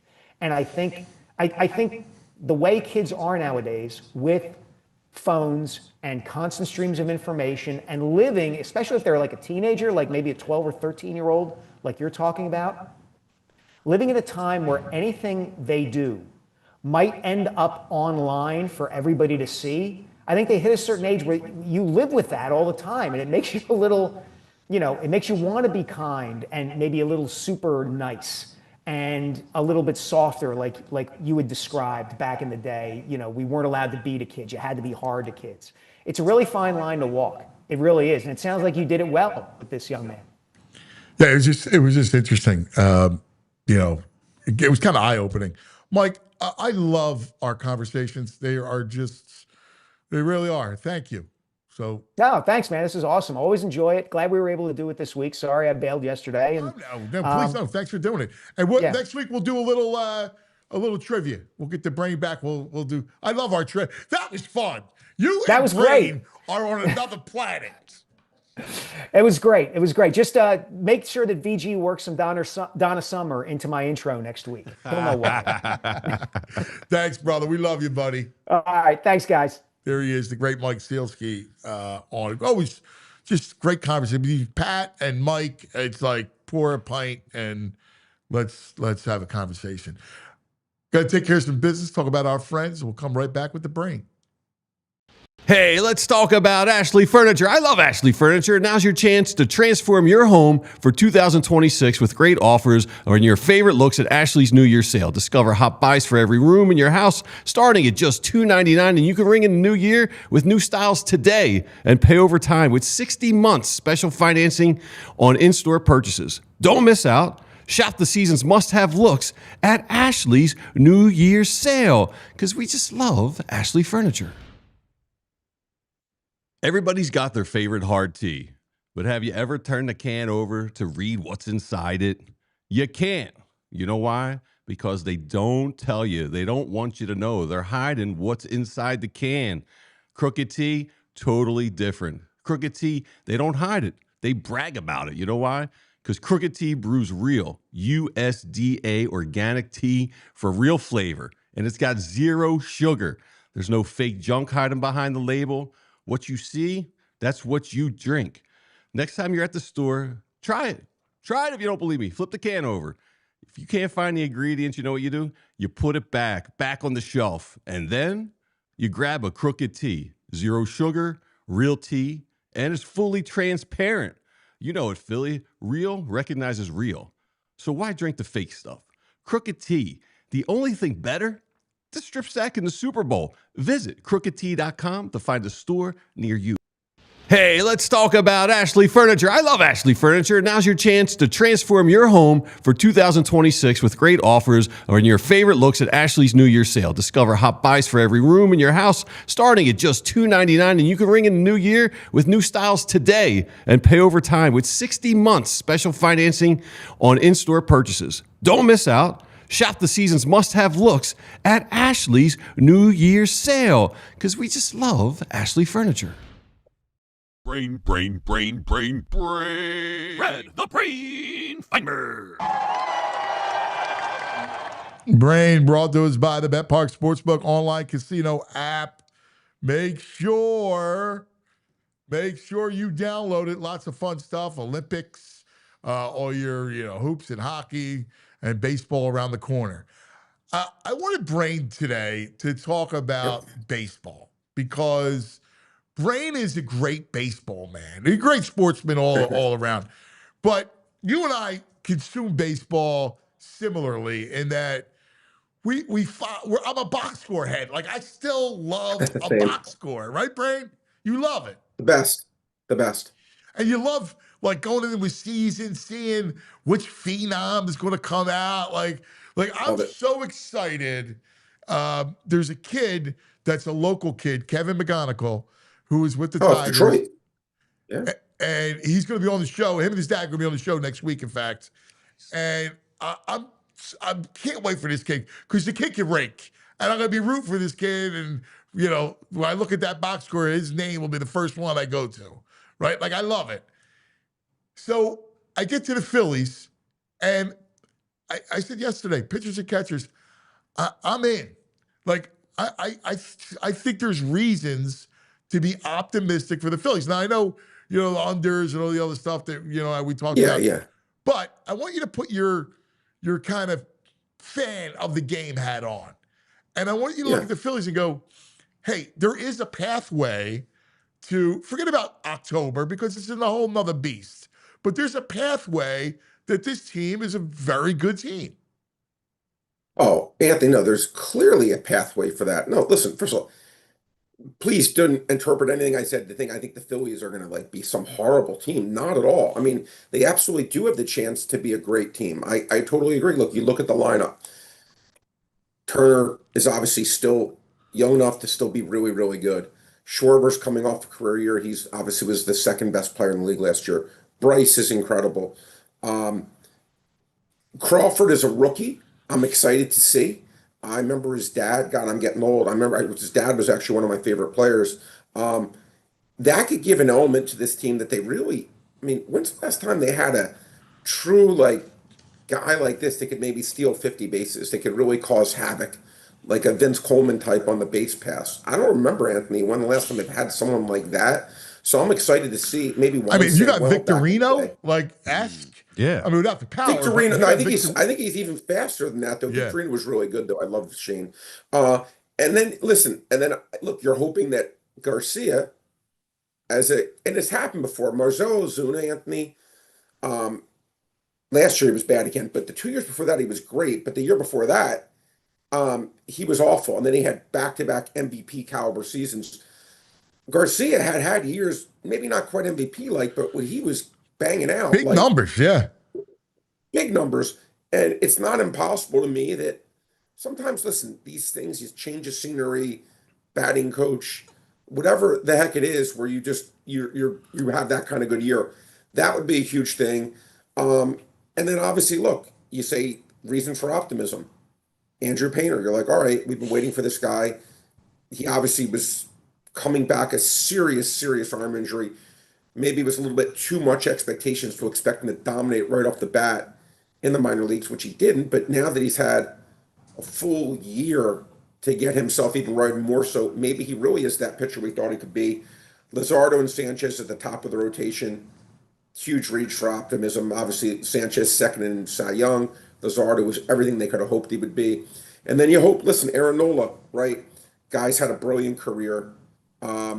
Is there too much tread in the tire, or is it just a down year? So, and then obviously now they have Duran for the entire year in the closer spot, which they didn't have. Again, I always say, hey, how can tomorrow's newspaper read? Tomorrow's newspaper could read brilliantly for the Phillies. It certainly can. It's just a matter of, listen, like anything else. Do you win the close games, those 4-3 games that can go either way? Are you on the right side of them? Stuff like that. But no, I mean, Anthony, well, I said I may have liked the under. I think they're going to have a winning season, and I absolutely could see a path where they're an elite team again. But the division's hard. It's interesting. The team that I was most optimistic on, Anthony, was the Braves. Schwellenbach. They just lost Spencer Schwellenbacher, which was a horrible loss. I mean, he is really, really good. And he had I feel bad when he gets injuries, but he had a real bad setback from he fractured his elbow and something happened where now he's out indefinitely, which doesn't sound good. That's a guy that after Sale was their 1A, and that's like their Luzardo. And losing a guy like that, that's a big thing. We see the Mets lose Francisco Lindor and the hamate bone. I remember the first time I said, hey, Anthony, who's the first Phillies guy who had a hamate bone injury? Do you remember? What? Say one more time. Who's the first Philly? It indoctrinated me in the hamate bone with your wrist. Do you remember the first Philly who had a hamate bone injury? I feel like it ruined his career. Oh, yes. Wait, hang on one second. We're in overtime. You know everything. OT, that's why I'm asking. OT. Oh, who's the wrist? Oh man, I could. He was an all-star, and to me, when he had this, he never came back to. He was a shell of what he was. Yeah, because I mean, your power, your wrist saps your strength, right? Yeah. Oh man, I remember this. Lance Parrish. He was on the '90s teams. Who was on the what? The '90s. The good era. That was fun, like the 90, 93. Was it Hitting Witten? No, Dave Hollins. Dave Hollins. Yeah, you're right. And he was on the path. I know he obviously had the issues with throwing the ball, but he was on the path of being a really, really, really You're right. productive Hey. all-star forever. Like he was solid. Yeah. And then he got that thing, and it was like the next day, it was like cutting Samson's hair, right, in the old Bible verses, right? He was just no longer the same guy. So when you have that, and Lindor just had it. It's funny, 3 guys just had it: Jackson, Holiday, Lindor, and Corbin Carroll on the same day. 3 guys announced with a broken hamate bone. I've never seen that. Dude, it was funny. I saw Carroll, and I was like, wow, 2. But I didn't realize that the Orioles kid had it too. Yes. A buddy of mine, Anthony, he's not a professional athlete, obviously, but a buddy of mine did something similar with his wrist. And I remember he said to me, because we always do these he's my fantasy leagues. He goes, man, I always wondered about this stupid hamate bone, what the heck they're talking about. He got the same injury, and he's like, Brad, you have no idea. And again, he's a middle-aged guy. Like me, he's not a young prime athlete guy, but he's like the strength in my wrist. He goes, I can't explain it to you. He goes, I feel like I can't do anything. He goes, I feel like a different person. And I always say we treat these guys like they're John Madden characters, not human beings. Yeah. Like, oh, he's fine. He had his surgery. He's fine. Until you're the guy going through it, and you're like, wait a minute, maybe I'm not fine. So that could be a big injury for them. Anthony, I got to just ask you. I'm sorry.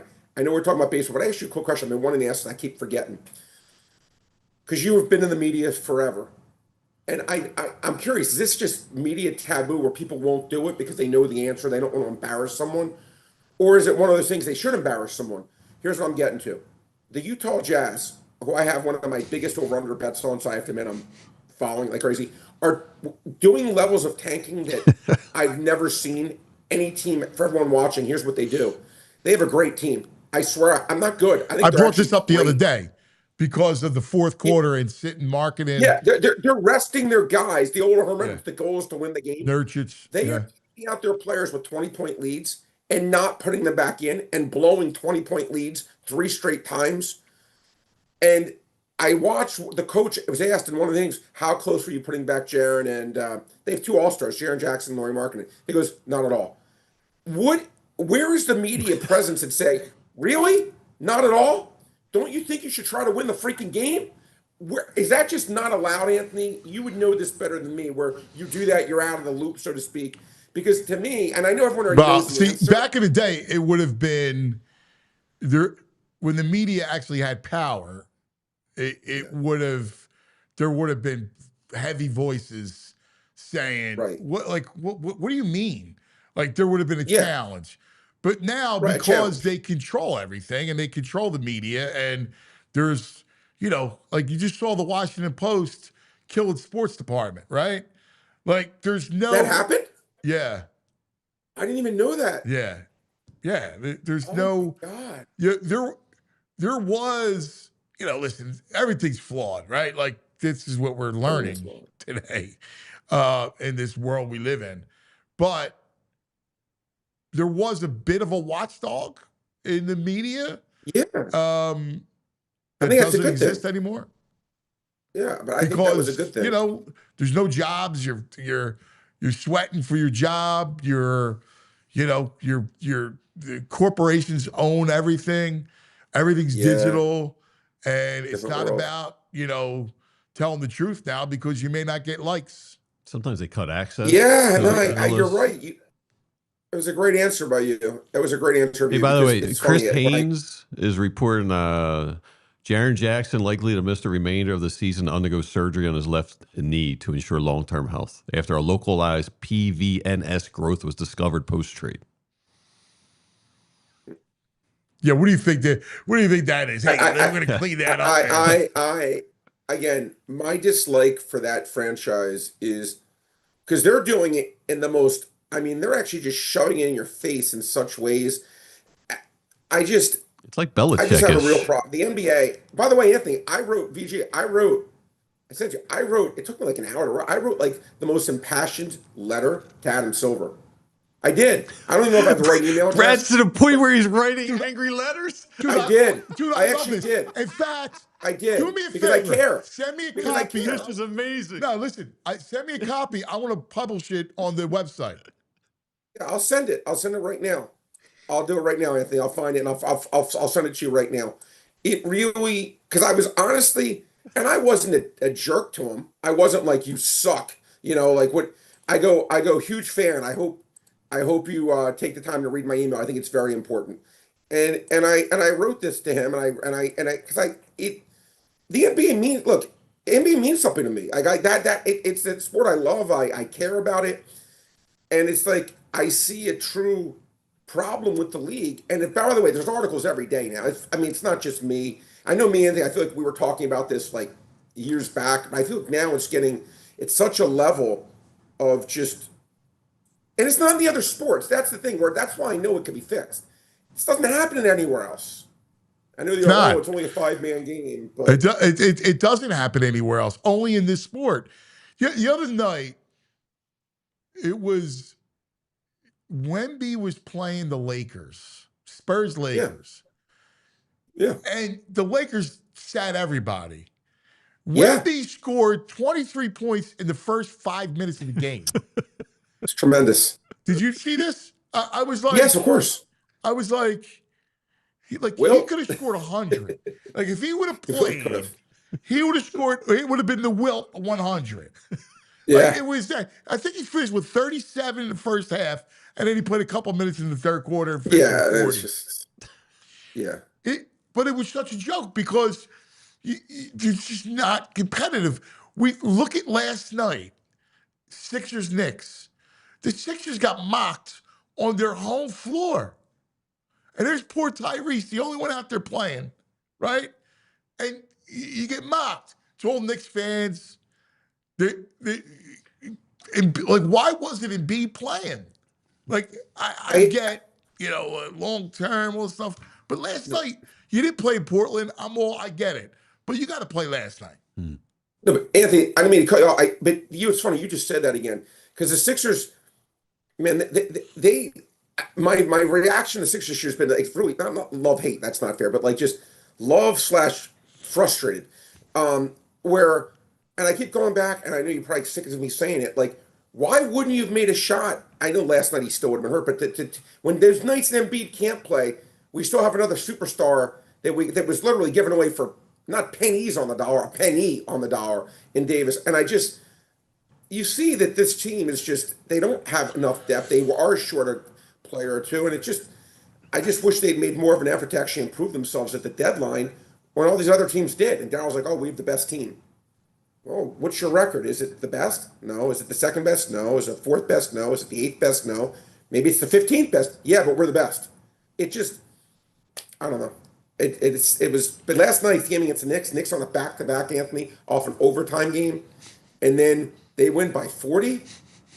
That, to me, was the most dispiriting game of the entire season. I agree. To me. I agree. Didn't see it coming. Embiid not playing and George not playing, the fact that you got embarrassed on your home floor. Horrible. The arena taken over by Knicks fans. And it's the worst. That's the worst. Thinking, well, as a Philly guy, even without Joe, like I was bummed that Joe wasn't playing. But I'm like, they should still have a chance because the Knicks are coming off of an overtime game. Mm-hmm. So? Yeah, Anthony, the line in the game was 1.5 points. That was the line? I didn't see it. Yeah, of course they had a chance. I mean, that's why that was. And then, but you're right, Anthony. When you're a Philly guy like we are, and you get with the other fans, that to me is like, that's worse than losing the game. Like, it's like they're taunting you. It's like I just get so angry. But I mean, I think it happens, and I guess it is what it is. But man, that was just awful. But you brought up Wemby. This was as of last week, but these Wemby stats are crazy. Through his first 150 games, he has more points than Kevin Durant did. He has more rebounds than Charles Barkley did. He's made more three-pointers than Steph Curry made, and he's got more blocks than Hakeem had blocks in his first 150 games. It's insane what he's doing. That's outrageous. Really is true. That's absurd. Really is true. It is. Brain, always a blast. Now, we got All-Star Weekend, which lost its luster. Yeah. Right? Yeah. What is it just college hoop? Or is you mixing the Olympics? No, I don't. It's fine. I really don't do the Olympics, guys. I don't not have enough knowledge. If I knew someone who did, and I would follow them exclusively, just all following them. But I don't handicap that. I don't know that well enough. I really, really don't, unfortunately. But yeah, it'll be. Let me ask you college something hoops. about this, Brain. Yeah, Like, I have a ton of baseball futures. I've been betting baseball futures like every day. I probably have a bet on at least 40% of the league of big bets down on their season win totals. So that's where I've been hammered a lot of stuff. Brad, U.S. hockey's playing Latvia today. I mean, it's as good of a lock as you can get, but it's minus 3,333. I mean, is that something you wouldn't even touch, even though it's a lock? Well, first of all, VG, I know people say, "Oh, what's your lock for the day?" And I say this all seriously, guys. There really is no such thing. I'm going to tell you guys a quick story. I don't think I told this on the air. I don't even know if I put it out. Okay. There is I went to go put in a bet, and I limited in these places, right? And a way of me getting more money down it was season win bet, and I was like, they had the Cardinals season win total was way off, and the only way for me to get more money down was to parlay it with something else. So I'm just like, let me bet it with the safest thing humanly possible, right? What can't lose? So I look at the NBA, the college basketball card. No handicap. Just I go money line. Who's the biggest favorite? Gonzaga is minus 8,000, 80 to 1 favorite. They can't lose. So I bet like $7,000. $7,000, not 700, not 70. $7,000. Gonzaga parlays minus 80 to 1 because it's a quote unquote lock. Gonzaga not only loses, they get blown out. They get blown out. This was last They lost week. by like 22, did they? Yeah, they got was that? destroyed. It was earlier in the week. It was the biggest upset in the last 20 years in college basketball. Yeah. They got killed. And I'm like arguing with the guy putting the bet. He's like, "Oh, you're just trying to circumvent the rules." I'm like, this goes against everything I believe in. I go, I'm going to have to go to see a psychiatrist by putting in this bet because I'm going to have mental issues forever because I know what a bad bet I'm putting in, and I pride myself on putting on good bets. But I go, yes, I am desperate to get more money down. I'm going to do something really stupid because I know the part B of the bet's great, but part A is killing me to put this in. But I'm going to do it because I know, even though it's not going to be 80 to 1 favorite, they should win the game. And so there is no such thing as a lock, and I could show you the 80 What was the line again? What were they favored by? 80 to 1. They were 80. They were 24-point favorite or something. 24-point favorites and lost out. And they were 80 to 1 22, favorite. And didn't they got killed. They got killed. It wasn't even close. In fact, they had one lead of the game. It was 27-26. I'm still scarred by it. And I'm like, I can't believe I know laying 80 to 1, and I'm like, but I was desperate to get more money down because I knew the other part of the bet was great. What was the Cardinals? Say, what was the Cardinals? You were going under St. Louis? Under 74.5, which is one of the worst. It's the real number, 69.5. I mean, they had an awful number. I had a ton. I mean, it's like Cardinals are going to be the worst team besides the Rockies in the National League. I think at least. They traded away all their players. They stink. The Cardinals have Donovan. a great franchise. They had a couple decent players. They did. They got rid of them. But now they have no Anthony. Go look at their roster right now. They have a young kid, Weatherhold, who may be called up. JJ Weatherhold is supposed to be one of the best prospects, but they have nothing. Like they don't have. Like if you know they have the jersey giveaway day. Like okay, we're going for Kyle Schwarber giveaway or Trey. There is going to be like we're going for Jordan Walker giveaway. The guy at like 186 with like 7 home runs. He's like their cleanup hitter. Look at their roster. It's actually really like bad. So anyway, but I'm saying my point being is there is no such thing as a lock. It really isn't. There just isn't. So no Latvia, no USA over Latvia. I'm saying it should win, but I'm saying so you're saying I should put $10 on Latvia. The door is always open. The only lock is you give me a pizza that's any pizza that's not like the worst pizza ever. I'm finishing it. That's a lock. That'll put up there. Something I control unless I don't even know what. Die while I'm eating it. That thing's being finished.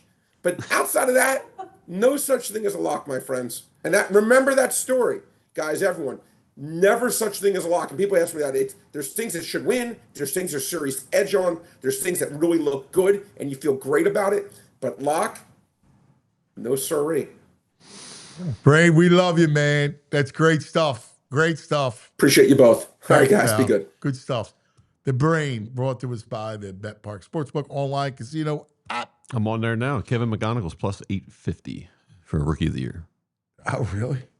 Oh, good. I can't wait. We're going to get him and his dad next week. I'm looking forward to it. I love that kid. I'm really rooting for.